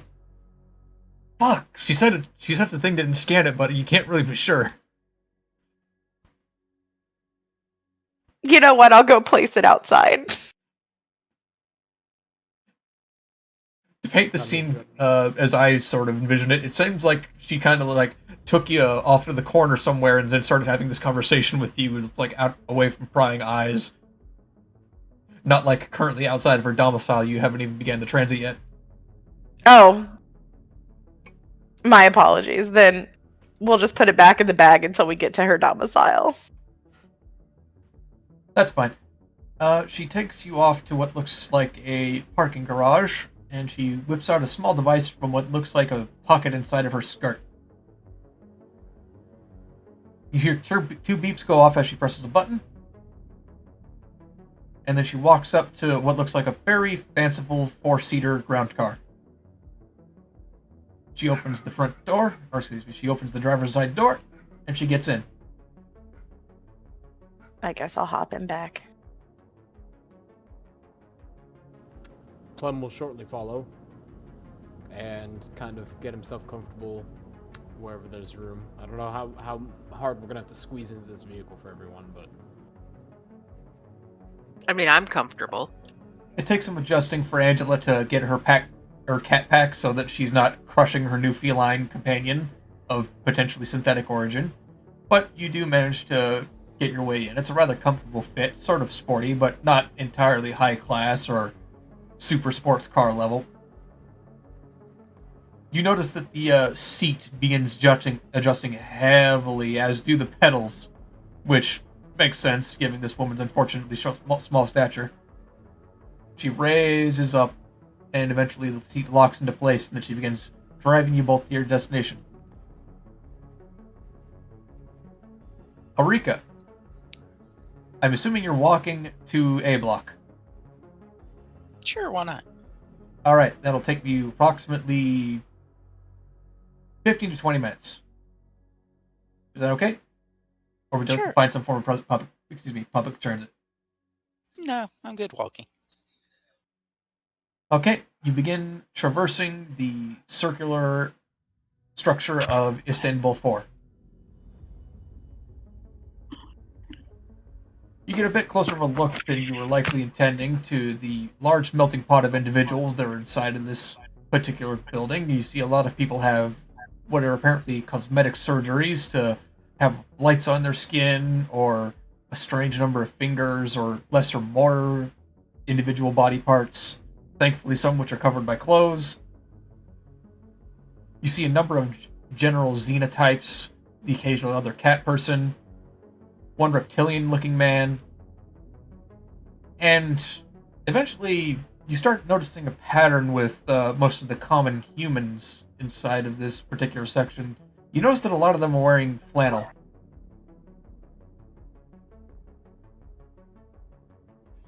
Are there a lot of trees in the area? There's the occasional small planted tree, which is likely either cosmetic or plastic.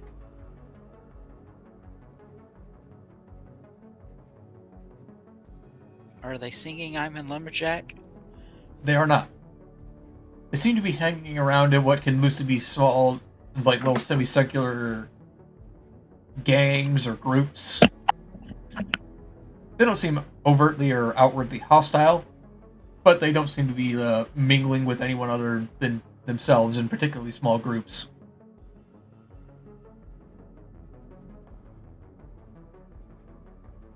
After about 10 minutes of transit, what's up? I was going to say that's fine. I'm only half human, so.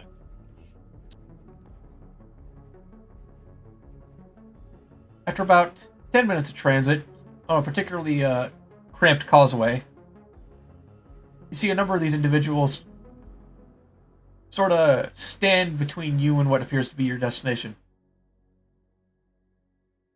Hey there, missy. We don't get many of your kind around here. Where are you from? Earth. Earth? God damn, we haven't gotten Earth around here since 87. Can't imagine why. It's such a picturesque place. Yeah, especially with all the Chinese around here.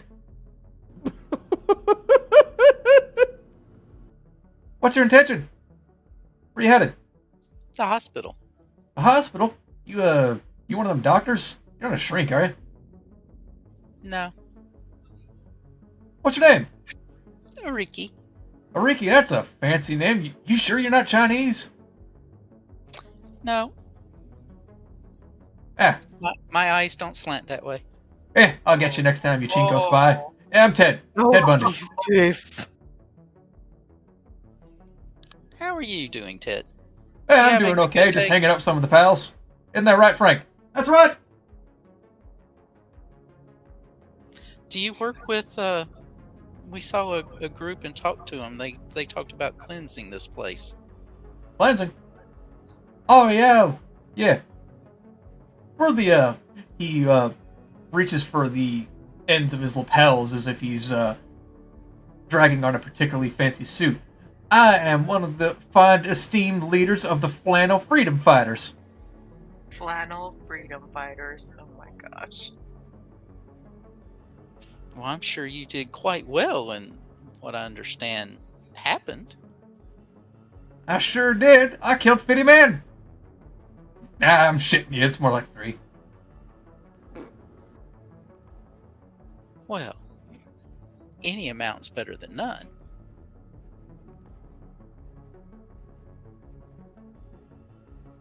Well, I think I've taken enough of your time. Listen, what are you planning on doing in the hospital? Looking for work. Looking for work? Huh. You sure you wouldn't be more akin to security? I don't know. Typically, I don't beat people up. I put them back together. I mean, that could be an element of beating people up. But if you ever change your mind, I got a flannel shirt with your name on it. He gives you the finger guns. It's like, yeah, go ahead and on your way. Any particular hospital you're looking for? Well, they didn't tell me there was more than one. Oh yeah, of course. There's more than one sheet. There's you got hospitals in A block, which is just the most close by. You got hospitals in C block, and you got hospitals in Z block. Z? Yeah, Z block. What's in Z? I don't really like going to Z block. A lot of people have been going missing in Z block. Why are they going missing? I thought you had cleaned everything up. Well, if I knew where they were going missing, they wouldn't be missing. I just run security any block. What about C? What's it like? Z block, yeah, it's more of a ritzy corporate sector. I think I know a guy who had a. Hey, Frank. Hey, what's up, Ted? Who the fuck runs security in C? Harry? Harry. I think it's Harry. Does he dress like you? Yeah, if he's a member of the Flannel Fighting or Freedom Fighters, yeah. Sort of a mark of status, you see. And what about the group with the big weapons? Ah, the Bannermen. Yes, the Bannermen. Yeah, the Bannermen are mercs. They do good work, but you know the old saying, a merc's your ally today, your enemy tomorrow. But I bet they pay well. Oh, of course they pay well. They give you decent gear to start off with, too. But problem with being the Bannermen is that very small group. Discern and lack. Yeah, well, like I said, I'm looking to pay bills at the moment, so... Well, if you have any know-how, I'm certain that the hospital will be more than welcome to have you. And what section is the Bannerman in? The Bannermen? Ah, they typically hang out in C block, but they got offices in DNA. So, is there a full alphabet of zones, or does it after D just go to Z? After D go to Z. Hold on. Steven! Steven, what the fuck comes after D? Nah, I'm shitting you. It's most of the alphabet, though we skipped Y for some reason.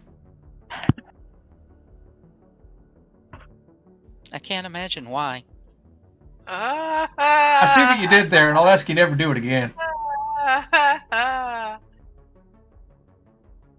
Look, He leans in conspiratorially away from his large group of friends. We don't send people to Y. Why not? God damn it! I hate all these fucking puns every time someone asks about Y. Look, it's where we keep the corpses. Oh. Oh, so it's the morgue. If you call a mass grave a morgue, yeah. Well, you gotta have fertilizer made somehow. Oh. That's- oh. What? Or, I thought you said you were a doctor, not a farmer. I said I heal.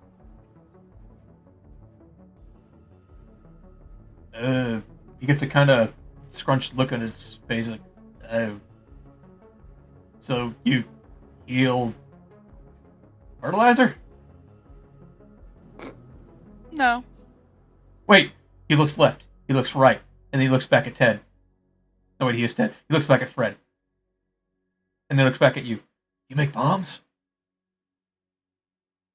No. They blow things up. Shit! You hear him whisper under his breath. God damn it, Fred killed the last guy who knew how to make bombs. Now we can't find anyone else. Ah, well. Yes, mechanical things and I don't seem to go along well. But you're going to a hospital. Yes. But my healing is not through machines. My healing's through my hands. He squints. This isn't one of those Chinese happy ending things, is it? No, sorry. I'm not that kind of girl. What? What? I was talking about massage! I know. You see him get, like, cherry-faced and then start just muttering under her breath. It's like, ah, god damn it. Ah, well. If you ever start being that kind of girl, or you need some security, you know where to find old Ted Bundy. Alrighty. A Riki, right? Yep, it's a Riki. Alright, if I'm in the hospital and I need some healing hands, I'll let you know. Do that. We'll put you back together. Alright. See you kindly. You see Ted walk back to his small clique of friends. And then you see them almost all as one just sort of just reach for him and then bring him into a large bear group hug. And you hear him jeering and cheering and it's like, ah, you got rejected! Oh, it sucks to be you, buddy! You see one of them even going in for a noogie. He's like, don't you duck and dare! Don't you fucking dare! They seem to be having fun. Oh, as I'm walking away, I'll say, watch the hair.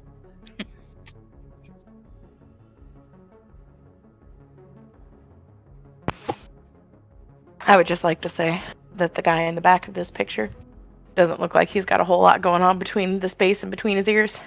You don't go to war with the people you want, the people you got.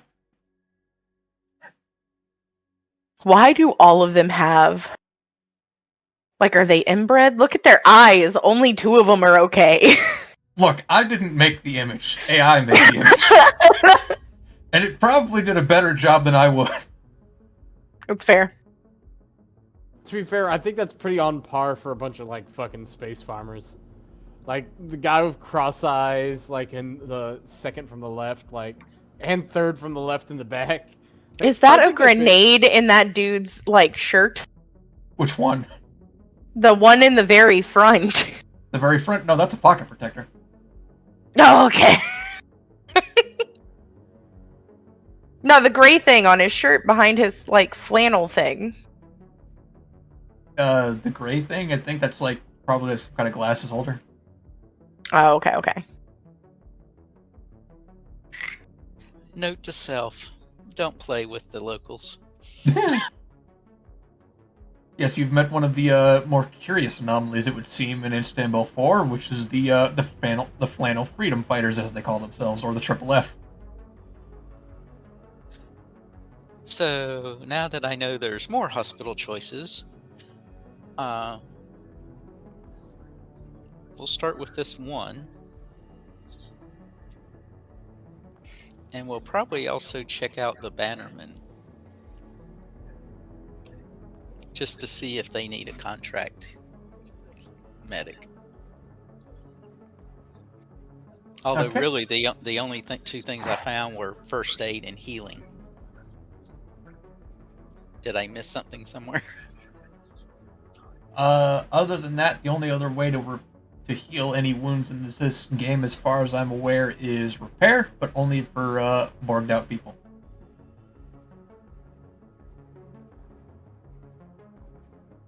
I might switch one of my abilities out for repair. Well, no, probably not, because I would just short them out. All thumbs is rather unfortunate. Thankfully, it doesn't seem to affect your particular inclinations.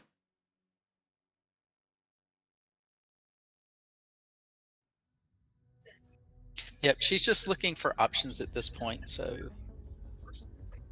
we'll start with the hospital first, check out the Bannerman group, then check out the hospital in C. All And right. while I'm doing that, I'll make inquiries at each place about Z.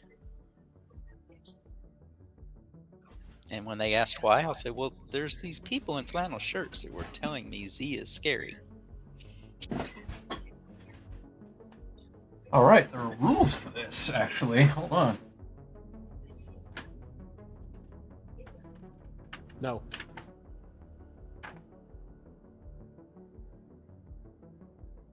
I believe we're looking for networking. 130.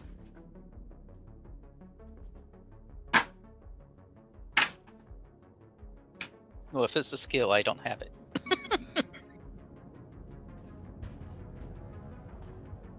I do have persuasion, though.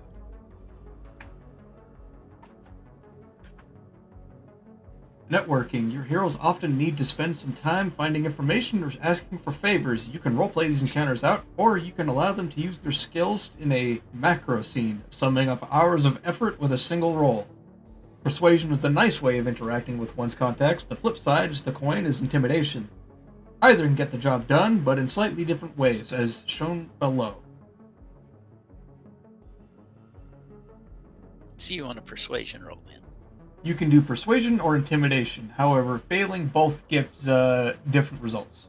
You can also, if you wish to persuade, essentially go around bribing people to add up to +2 to your roll.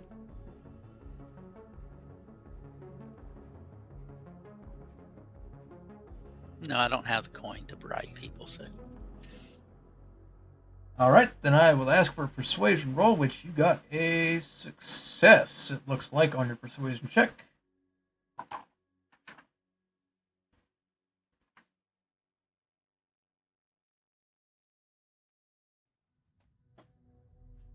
Alright, what information are you looking for?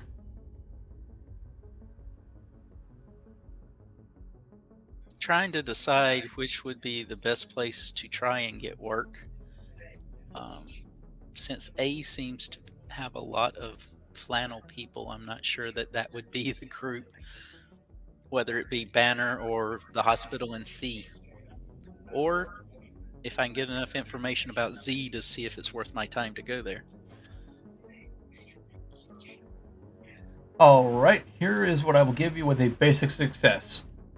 Most people tend to inform you that the Flannel Freedom Fighters is a moniker that they have adopted themselves. It is self-imposed, and they're mostly seen as just a sort of casual gang with various levels of severity, depending on the block that you go to. Being that it's near a hospital and near several religious institutions, A block is generally considered to be the nicest and most jovial subsect of that gang, but they're still wearing the Triple F uniform. They're basically a standing militia of individuals who don't want to see the Chinese come back to control this individual station, and are quite enjoying the seniority that they get working protection. Some could say that they're almost the unofficial police force of this individual station. But they're not exactly paid to, do proper paperwork. And as you can see from your brief conversation with old Ted Bundy over there, they're not necessarily professional at a high degree. As for hospitals, The hospital in A block is Periwinkle. Periwinkle Hospice. They are a subcontractor of the Catholic Church and are typically expected to have Catholic members attending on staff. They're generally the cheapest hospital, but it is up in the air with people you talk to about whether or not they're the best at what they do.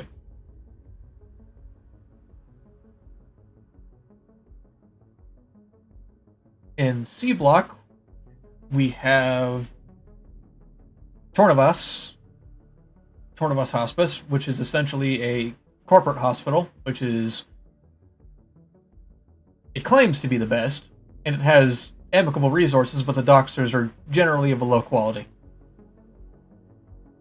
Though despite that low quality, they have a lot of paperwork and a lot of things to draw from a large database, so that generally tends to even out an experience of their doctors or what have you. And you said you wanted information on Z Block? That and Banner to see if Banner does contract healers.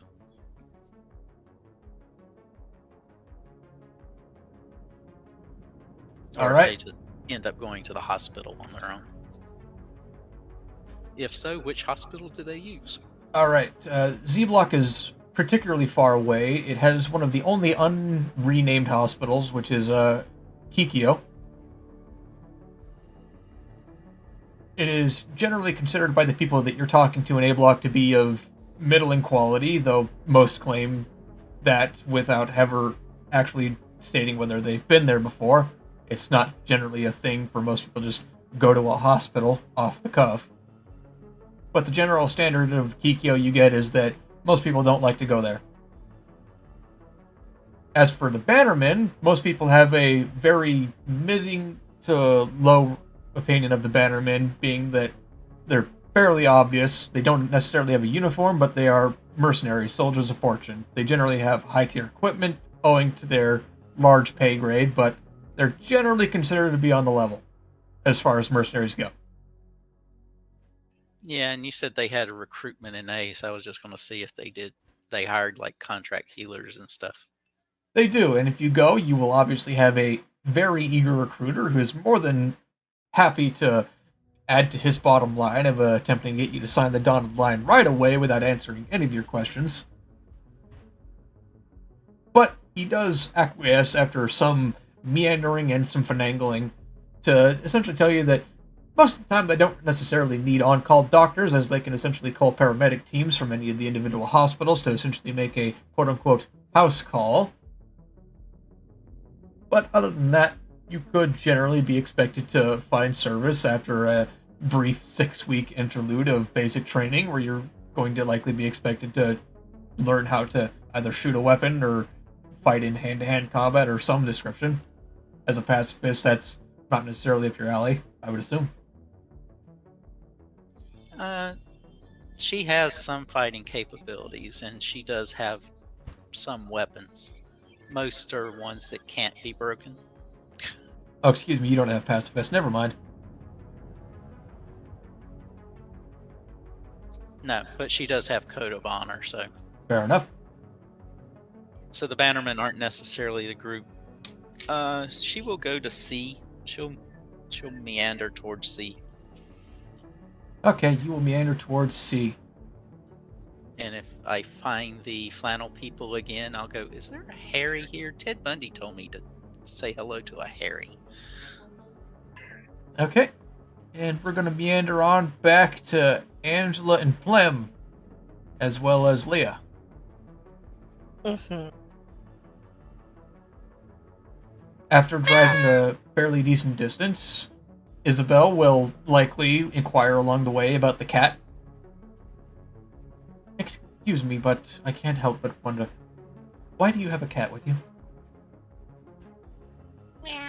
It was given to me by the company. System Dynamics gave you a cat. I was very confused as well. Yes, well, I suppose it's not my first to pry into company business, but I'll have you know that if it defecates on my furniture, you will be cleaning it up. It doesn't poop. Excuse me? It's very weird. It doesn't poop. You feel the vehicle swerve as she almost involuntarily looks back as she says, "Excuse me?"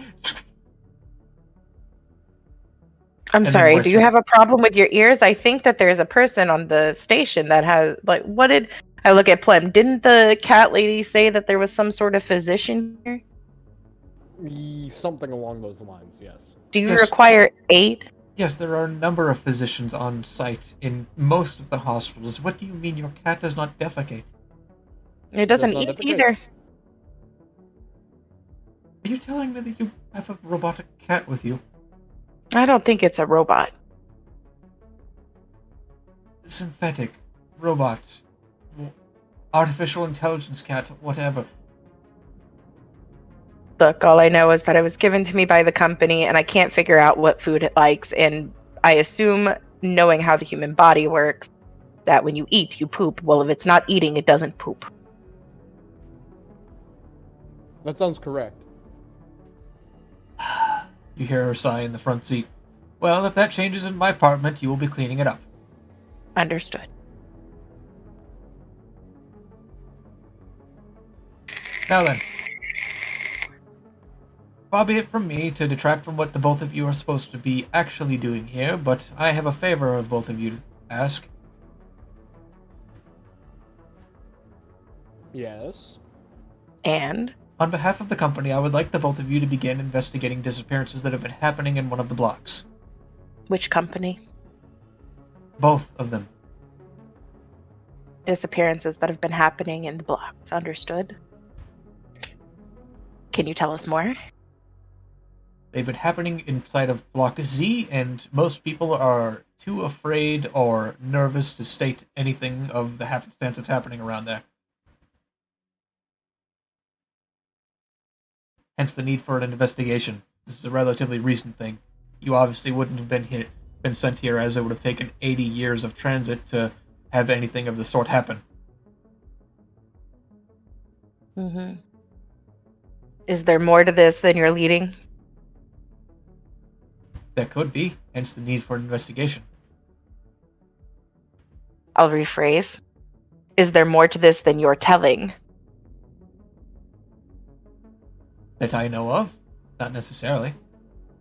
Okay. Other than that it would be good for the company to be seen in a better light at the moment, since, people are going missing on a recently retaken station.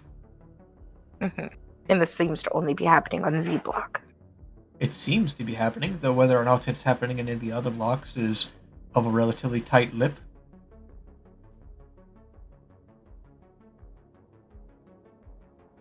Is there anything that I can roll to see if I can tell if she's omitting information at all? Sure, roll notice.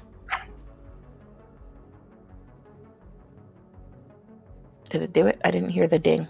It had to. Basic success, you rolled a 4. Alright, so from what little she seems to be saying, she seems rather clipped and direct in what she's saying. She doesn't seem to be trying to be either impolite to you or give you misinformation. She seems rather focused on the drive at the moment, as you are still currently in transit, and telling you, at least to the best of your ability to discern, everything that she knows as she knows it. Do you have any points of contact that we should start with? Or should we just figure that out? Well, there are a number of people you could contact in that particular section. Unfortunately, some of them are unsavory. You could ask the Bannermen about it, but they will likely attempt to do more recruiting than answering of questions. As well as the Triple F around that particular area, though they are much less generous with dealings than their cousins in A and C block. What is Triple F? Ah, yes, excuse me. The, as they call themselves, Flannel Freedom Fighters. Are they not free? Well, they have most decidedly fought for their freedom, and they currently work as a protection racket gang in multiple sections of the station, though you can see them almost anywhere.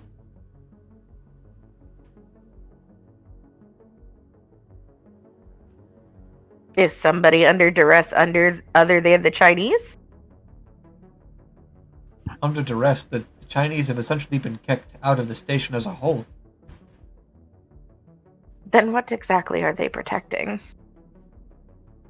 Interests within the sector, and this is a mining station. I see. I understand. Such a strange concept, I suppose. Well, I don't quite understand what's so strange about it. As far as I understand, Earth ran out of lithium, platinum, and gold around 3 centuries ago. Maybe it is simply that I do not understand the human ideal behind protecting freedom. The human ideal, madam?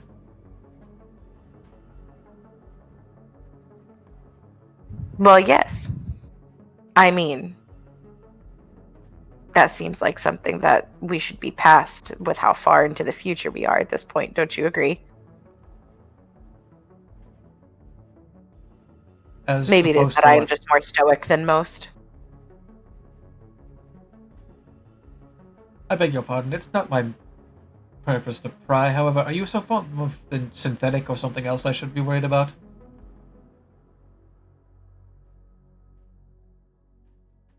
So let me ask you a quick question out of character. Out of character. Yeah. So I assume that since I work for the company, technically at this moment, and so does she, that I'm not needing to hide that I am company property, quote unquote, to this person, correct? One can assume that. However, if she has any sort of relativistic want of staying alive, she may have some vested interest in getting you checked out or vetted or in some way assured that she's not going to be betrayed because, again, transit back and forth between Earth in this particular station is approximately like an 80-year round trip. She's likely going to have some dealings with you before you decide to either finish your job, ixnay off somewhere else of your choosing, or just otherwise do whatever it is you plan to do. Okay, so maybe we might rewind a little bit because I was under the assumption that somebody in the company would know that I am company property. From what you can understand, and this is also for Plem, this woman is operating off of a very loose packet of information. She seems to know that someone was coming. She seemed to know your names, and that's about it. She was not informed about the cat. Not informed about the cat. Okay, then yeah, we'll Which, backtrack. I won't. Even to Angela's inclinations, it seems that the addition of Leah was rather last second. Gotcha. We'll backtrack then because I would rather keep that hush hush since it's not company wide knowledge, as I originally assumed it was. I'll still say certain things like I think the name's weird. We'll change the way I worded it. All right, we rewound. Okay. What a strange name for a group of people. Who? The Flannel Freedom Fighters. Well, it's their uniform, and they see themselves as freedom fighters. Most people see them as a gang. Do they do gang-like activity? They run a protection racket. And the Bannermen just allow these individuals? The Bannermen are not paid to deal with the Flannel Freedom Fighters. They were paid to fight alongside the Freedom Fighters at one point. Now they essentially sit pretty, making their above-average sums inside of their blocks. And they wait. Wait for what? High-paying contracts in the area. Ah, I see.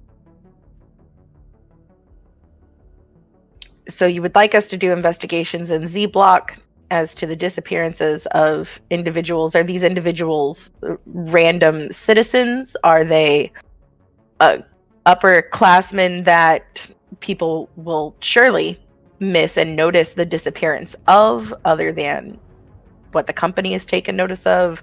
Do we have any information about the missing people at all? Other than that, it is a staggering volume of people. Not really. I see. So it's not small group of people missing. It is a abnormal large amount of people missing. You feel the car come to a stop as you see Isabel pull out the phone from her vest pocket.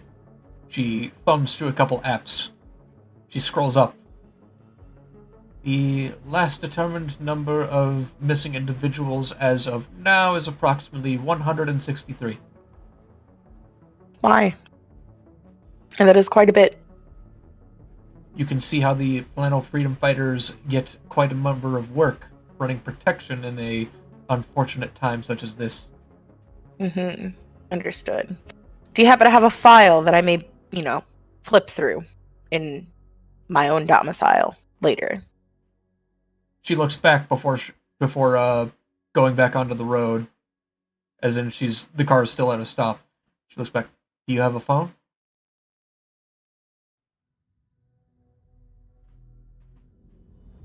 Oh God, we talked about this. I don't think I ever decided. How much was the thing that I needed to implant into my head?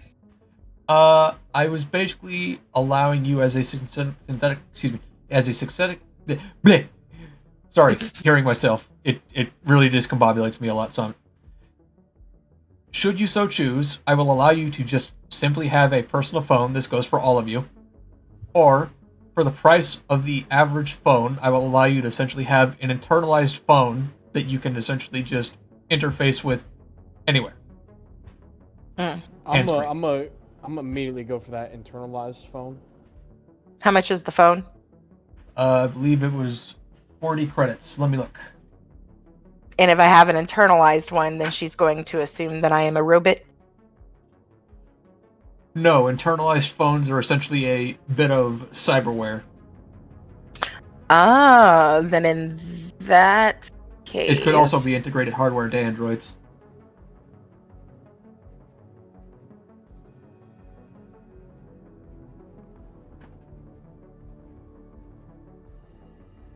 Yeah, I'll spend the 40 to just have it integrated, so it's one less thing I gotta carry.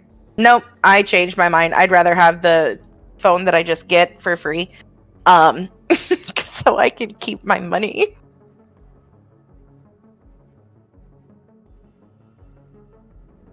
My name is Dirt Poor. So I'll take my phone out of my backpack on my back. My reverse fanny pack. Oh no, you know what? It's an actual fanny pack because it sits above my fanny.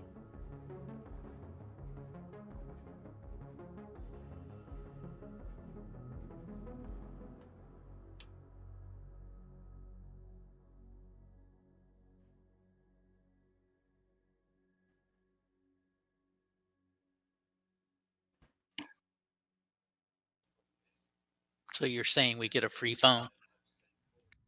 You have the option of having a free phone, as the game basically states that you're allowed to have all the basic amenities of life and potentially even like a small or minor vehicle to start with. Which I ruled the basic amenities of life is that yeah, you could start with a vehicle if you wanted. Why not? You're people in a world and you deserve to live in it.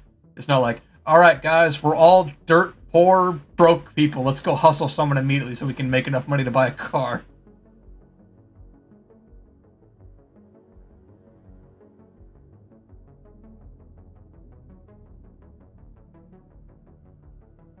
I'll take my phone out and then look at her. Let's see. I'm not seeing anything that specifically says phone. I just put a random thing that said phone £1. That's a heavy ass phone. Well, I figured it would weigh somewhere between a half and one. But I already have a half of a pound item, and it's not registering as weight. So I just rolled this half-pound item up to 1. So between the two, it's 1 pound. Gotcha.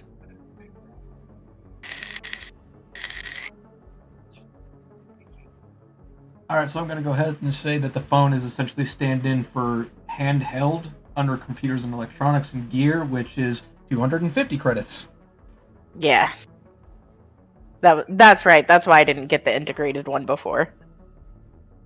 Okay. Oh yeah, never mind. I'm just getting a regular phone. I didn't realize it was that expensive. Holy shit. Yep. So if you all want to get a replacement fancy phone in the modern age, and by the modern I mean the future age, because technology, then you're going to be paying for some replacements. So how many credits does a cat have left? The cat hasn't spent anything because cat can't figure out what it's going to do about armor or anything like that. You get the there's an electric shield.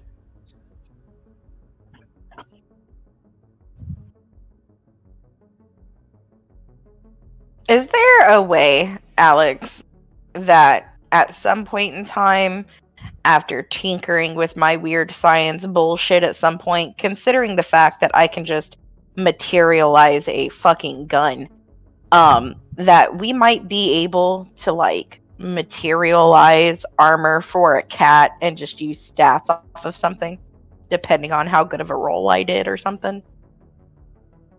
There are powers within the list that give temporary buffs, so I don't know, you could just say you give her a very, very tiny, like, temporary flak jacket that's powered by bullshit. And eventually just dissipates into nothing when the buff ends. Okay, but although I might turn it into like a little witch hat that fits on top of her head.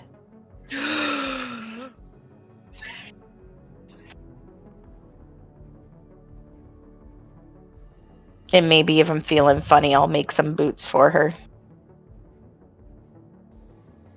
But the question is, would a cat in boots walk like a dog in like in those little boots?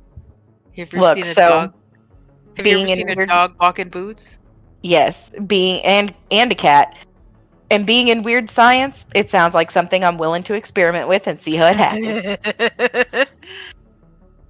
I will say for Postrity that you can have custom-made gear.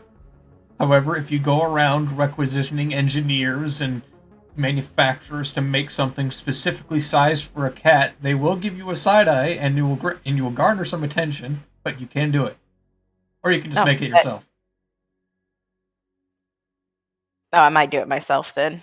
Not because I don't want to garner attention, but because like it's my kitty cat now, It's my cat. and I wish to dress it up. No. I've only had this cat for No. 2 weeks, but if anything happened to her, I would kill everyone else. And then again. Exactly. I'm gonna put a little witch's hat on top of her and put a little bow tie on her tail. Not right now. We'll get there. A pink one. Oh my god, yes. A bright ass pink witch's hat and a bright ass pink bow on the tail. You jerk. The cat is not happy.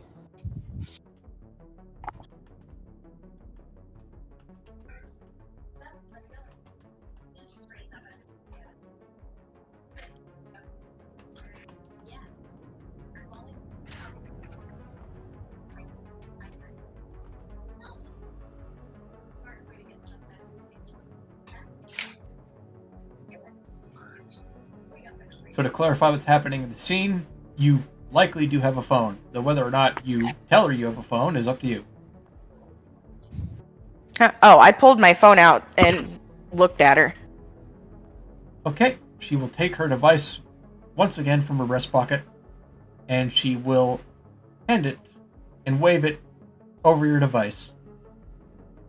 Within a moment, there's a notification on your screen about sharing contact information with a woman named Isabella and a specific number. Do you accept? I'll click accept. Really funny if you just didn't. You just deleted it and like, whoops. Block this user.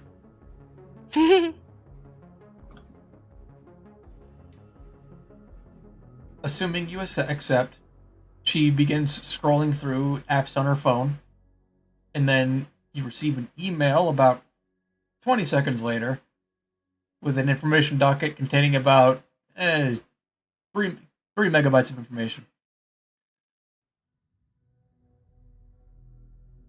That's so little, but okay. Not until you realize how much text can fit into 3 megabytes. Okay, that's fair.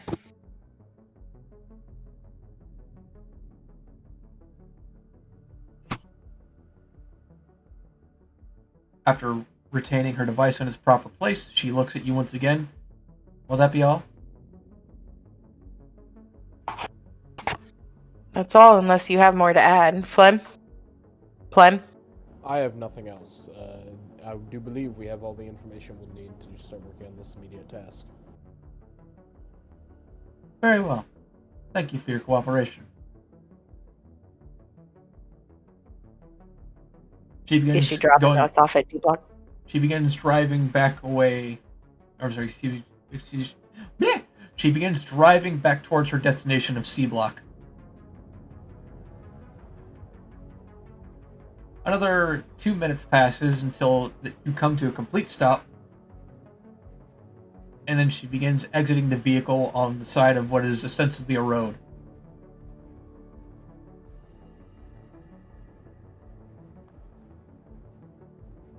She begins walking towards the building. Or at least the nearest building.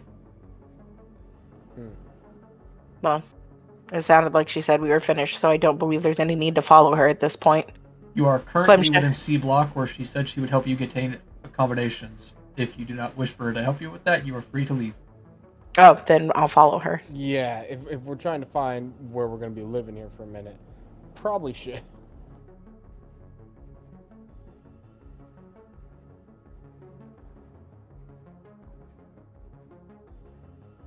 After making your way inside of the building, Isabel dutifully waiting for you by the doors as she sees you finally leave her vehicle and then head up to the building.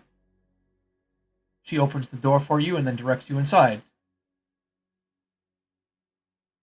I go inside.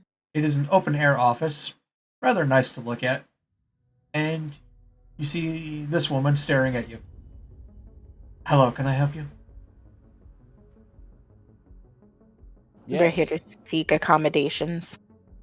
I see, and where would you like to have those accommodations be?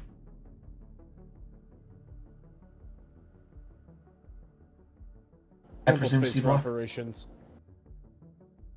How hard would it be to get accommodations in Z-Block? Oh, I'm assuming it's going to be particularly easy to get accommodations in C Block. There seems to be so many new vacancies there. She looks at Isabella. Isabella smiles pointedly at her, and then looks back at the both of you. I would recommend against adjourning yourselves to the place where everyone appears to be going missing. However, that is your choice to make.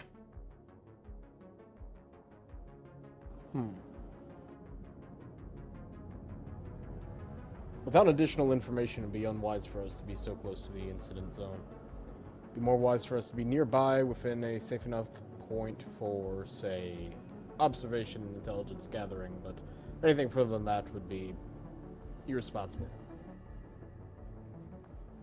Given the way he's talking, Isabella, I'm assuming these are the people you told me about? Isabella nods. Alright, let's see. Let me just pull you up on the computer. She turns to her desk. She types a couple commands on the keyboard, and then you see something pop up. It looks like still photos of you, ostensibly like 2 weeks younger. I I aged. believe we have temporary accommodations for you for the next week within the very block. Within C-Block? Correct? Understood. Alright, I shall give you directions to both of you. I'm assuming both of you have some sort of cellular device. Correct. And I'll take my phone out again. May I have that? I hand her my phone, but I keep a close eye. Thank you. She intones as she whisks your phone overneath the scanning device next to the monitor on her desk.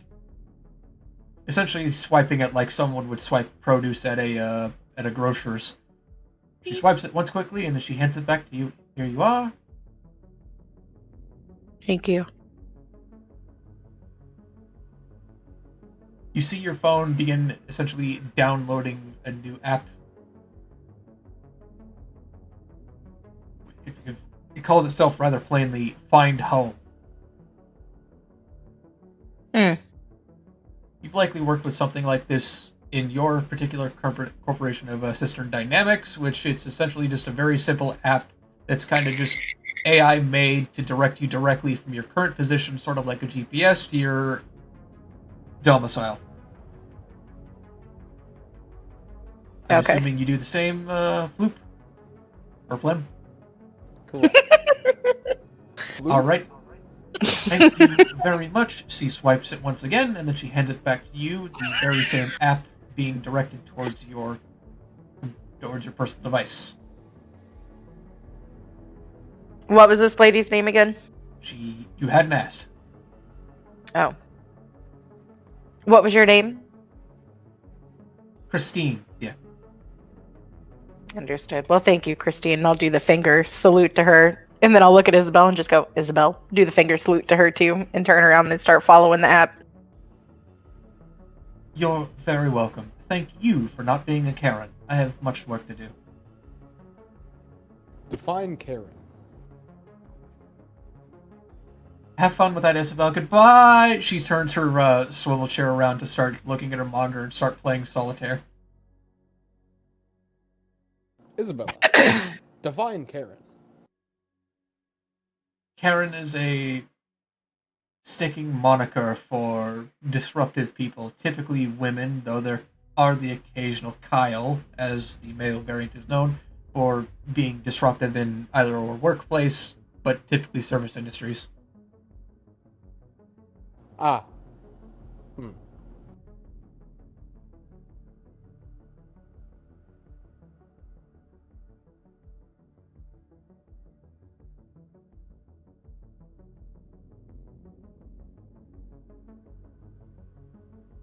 Clem, are you coming? Yes. I was. Isabel, is are it? you joining us, or is this where we part? Well, I could direct you to your accommodations, or I could direct you to the storage garage where your vehicles are. Either works for me. If you could direct me into the area where my vehicle is, as well as where I can find a Z block. I see. That should be a short drive back to A Block. Okay, then I guess we'll ride with her again. Will you be coming with us, Clem?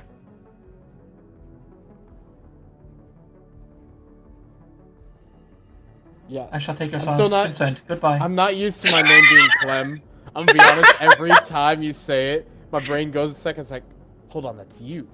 Welcome are to my Clem. world. Yeah. It's crazy, as I keep calling you Flim, and he called you Floop earlier. Don't worry. The pet names will continue until morale improves.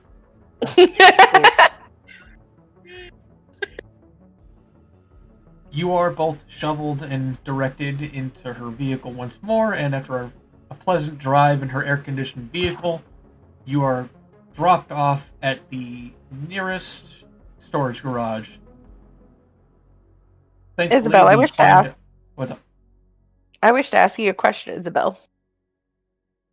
How can I I assist you? believe that on our way to your vehicle, you directly told me that if we found that my cat had defecated in the corner of your domicile, that I would be responsible for cleaning it, yes? Correct. Though I noticed that we never made it into a building. Do you live in your car? Would you have preferred I gave you accommodations after I'd told you whether or not you were doing a job? I'm just concerned about your living arrangement here. I live in C Block, dear. Okay. Yes.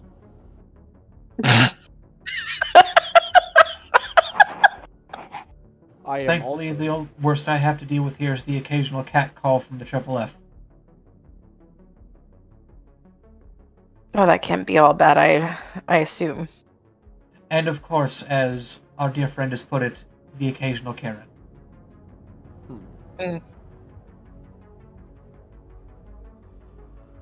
Anyway, as you were saying before I interrupted you, I apologize. I felt it prudent to secure your accommodations before I gave you details of what I am essentially asking you to do for me. I appreciate that. I would hope you would. Now then, shall we be going? Lead on. Very well. She begins to go onto what passes for an interstate inside of the space station, and then she has a very calm, serene drive back to A Block. After pulling into what looks like a very posh, well-lit vehicular garage, she essentially climbs up ramps with her vehicle several times before coming to a stop.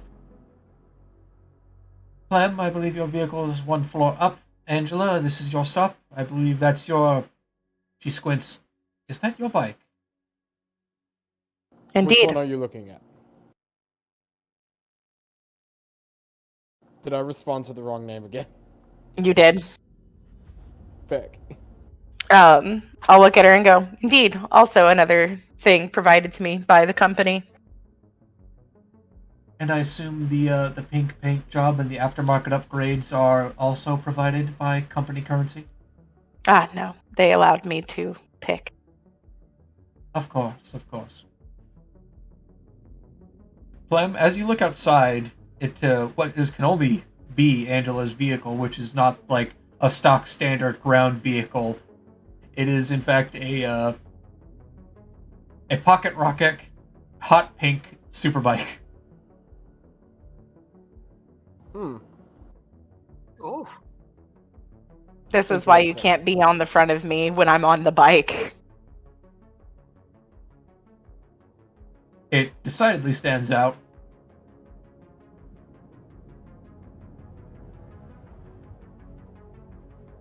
Decidedly. It is a Indeed. hot pink vehicle inside of a stock gray room with mostly common colored vehicles. The worst you could get here beside that is red.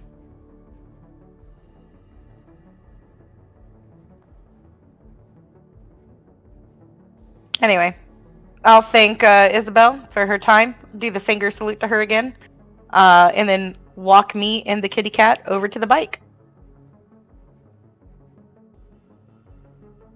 Okay, shortly after, both of you receive an email about her residence and that you are required to visit her between a designated time, which is essentially 9 a.m. to 4 p.m., and that you have 4 days to do so, or she consider your employment with both of those companies terminated. Understood. She says that she will see you later, and then she begins to drive off. I'm going to walk over to my bike real quick, look down at Leah and go, all right, front ride's over. Got to flip you around. Swing her onto my back instead, and then put on my helmet and put my phone in like the little center console that's on the front of that bike, and then like the little panel that pops up is essentially just like a holographic image, if that's a thing that can happen here. That's like a GPS. It leads me to wherever the fuck I'm going.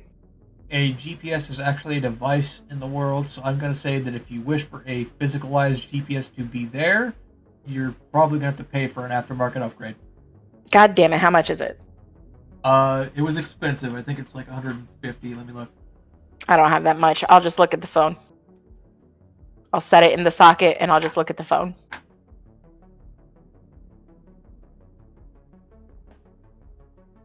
Okay. Every now and again, you'll make stops to check your phone to make sure you're going the right way. Isn't necessarily hard to navigate. It's like 2 right turns after you leave the parking garage. However, I will require from both of you a drive check. Gotcha.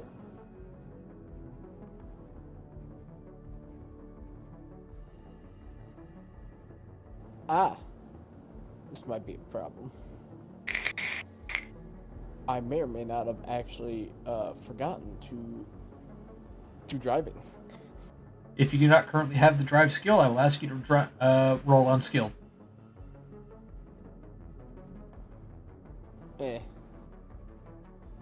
Again, there's a reason why I'm called the prototype. Would you like to spend a Benny reroll? Yeah. That's gonna be. How do I take away a Benny here? So I've actually give you physicalized cards. If you click on the thing above your head, that is essentially 3 cards. You can place one of them on the table, and I will take that to indicate that you have spent a Benny. Yep, there it is on the screen. Did it get any better? I can't tell. Nope. It got worse. Thankfully, you did not critically fail, so you can attempt to spend another Benny if you wish. Yeah, fuck it. This is about the only thing I'm gonna suck at here, so we need to. Let's go. Oh, God.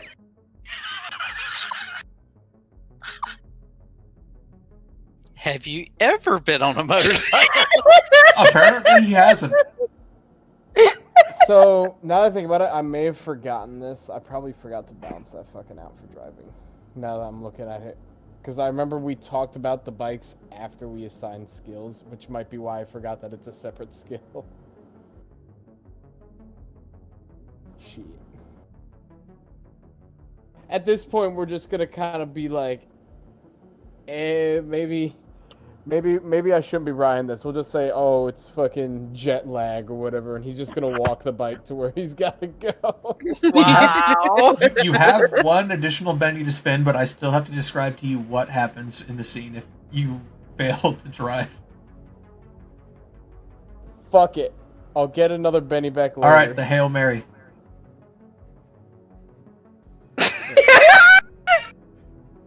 Alright, contrary to what you may suspect, you do not physically crash, at least not quickly enough to where you're ejected from your vehicle, or your vehicle irreparably damaged. Angela, you have absolutely no problem traversing the roads. It was slightly, and I do mean slightly, more traction than you're used to getting on any individual road back on Earth, where you were previously employed. But you quickly get your reins, and you even start pulling small tricks off, like you start pulling out your phone without even looking at the road at one point. Unfortunately, Plym has a much less decidedly pleasant experience. I just realized you basically conned me into re-rolling because my best roll was that first one. I should not have used any of those He bennies. said I got conned. If you had managed to succeed, this would not be happening. I would be describing how you won. You would have beaten the drive check. What would it have been with that very first roll? That's a thing I gotta know, because I don't think I've gotten a good comprehension for how low a value can be and still technically be fine. So here's how things work in Savage Worlds. There is, in tiers of success, critical failure, which is you roll snake eyes. There is failure, there is success, and there's success with a raise. What that means is essentially you roll snake eyes for critical failure, you roll under 4 for any reason, after modifiers, for a failure. To succeed, you roll 4 or higher, and to get a raise, you roll 8 or higher. Or essentially so no matter what, 4 I would've over the failed. skill gap. So no matter what, I would have. Oh, so wait. So if I needed to hit a 4 minimum to succeed, Yep. there was no point for me to do that check because I'm already doing a D4 minus 2.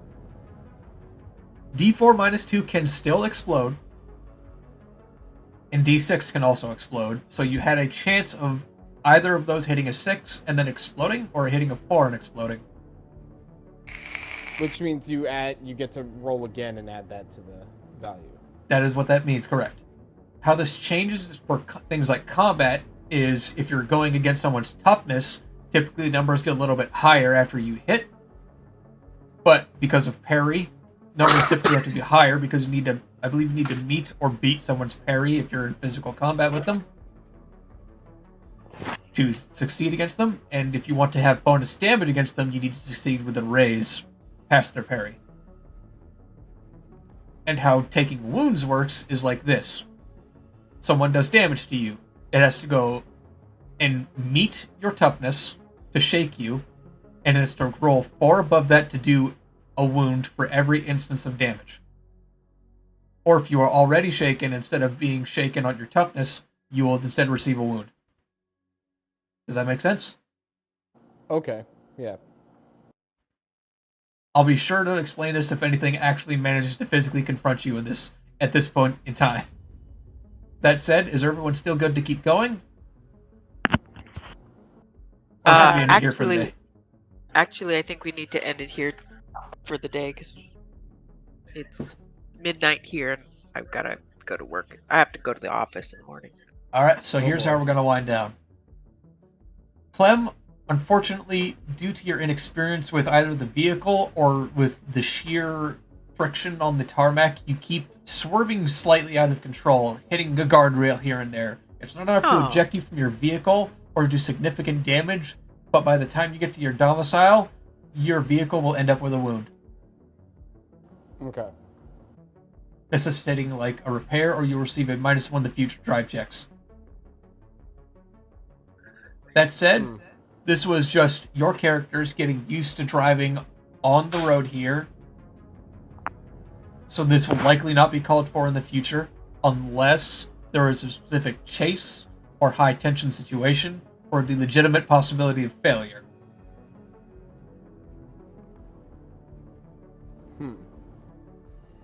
This is your characters acclimatizing to essentially driving on a space station, which I'm sure is new to a lot of people. Right. That said, your vehicle has a wound. It will need to be repaired at some point. But you should generally be able to drive around with some degree of proficiency, though perhaps slower than most people would like. I see. I thank you all for coming, and hope you didn't have too much of an influx of cats, as this is, cat fatigue rodeo, and yet there have been multiple cats.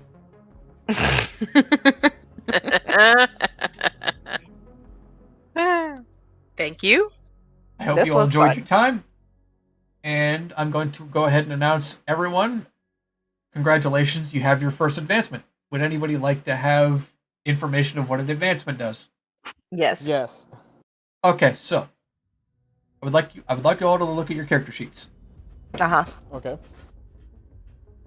If you have a skill that is at or exceeds your current level of attribute, like say for instance you had a agility of D6 and a shooting of D8, if you wish to continue increasing the die count of that skill, it would take your entire advancement.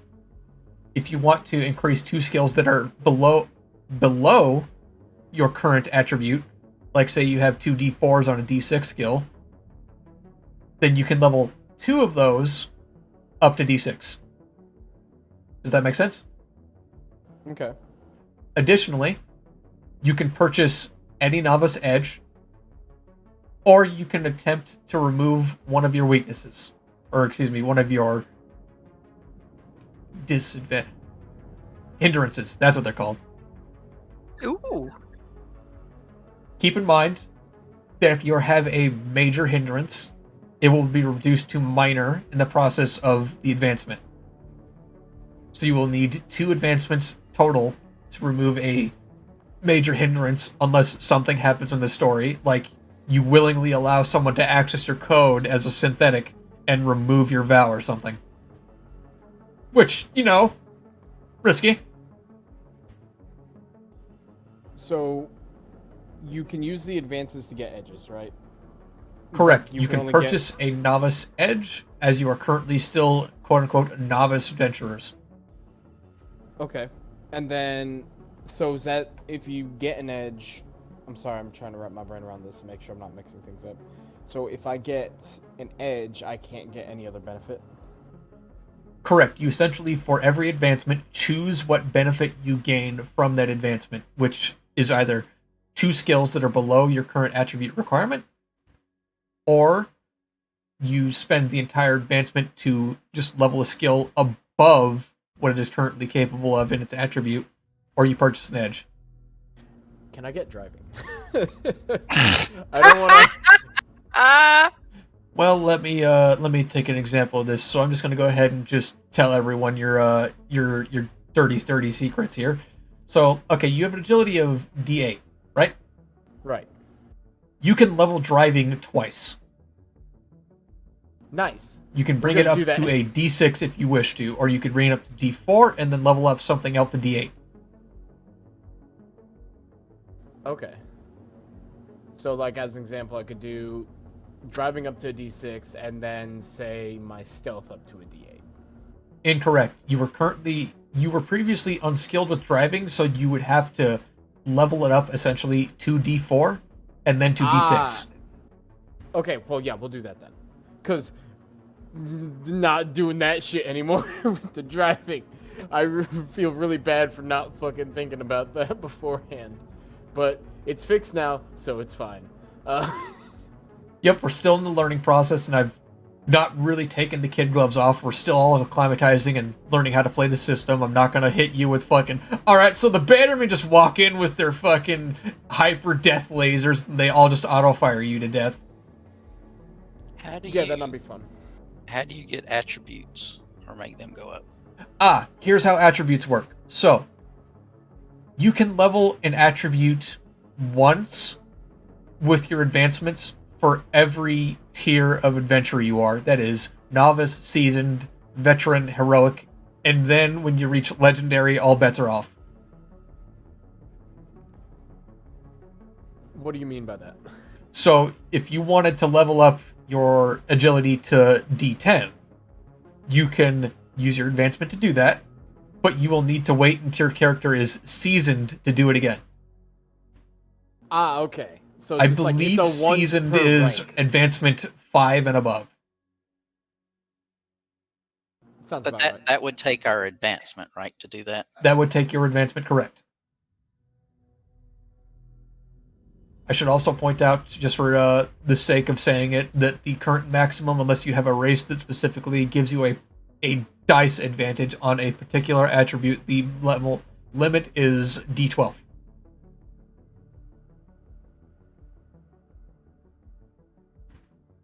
I do not believe anyone currently has a skill or an attribute advantage, but I could look through and inform them separately.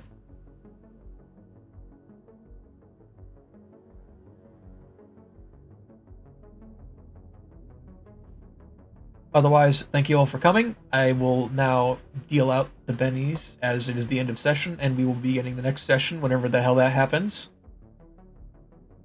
I do have a quick question in regards to my powers. Okay.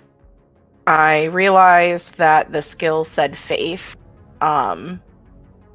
which isn't something that I have. Question, Nor are you a weird scientist? yes. So you would be using weird science to cast your spells. Okay, perfect. That's what I needed to know. So then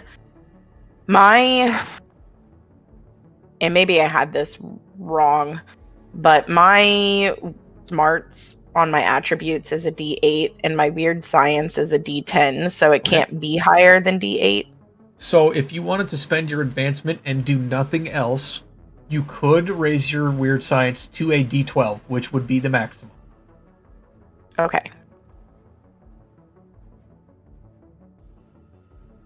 I'm gonna do that then. Additionally, and I hate to do this to you again, Nada, but I'm going to have to ask you to place one of your bennies on the table. how do I do that? Okay, so Oh above wait, your... the thing. Yep. Yep. Like, did that work? Is that what Yep. I'm supposed to do? Yep. Okay. Thank you. Unfortunately, due to how Savage Worlds works, at the end of every session, unplayed bennies are lost, so you will all have a refresher of 3, or if you are a very young character, which is a hindrance, you'll have 5.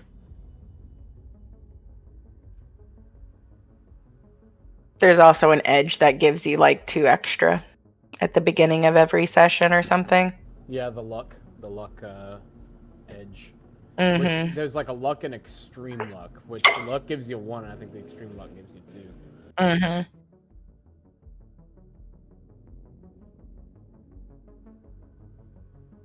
I'm getting into this though. This is we got a mystery. All right, thank you everybody. This has been the Cat Rodeo. I'm gonna go wrangle some cats, and All right, bye. put this on YouTube. Nice. I gotta go pick up my kids. Okay, goodbye. Bye. Bye. Take care. Oh wait, I almost forgot the tradition. Where is it?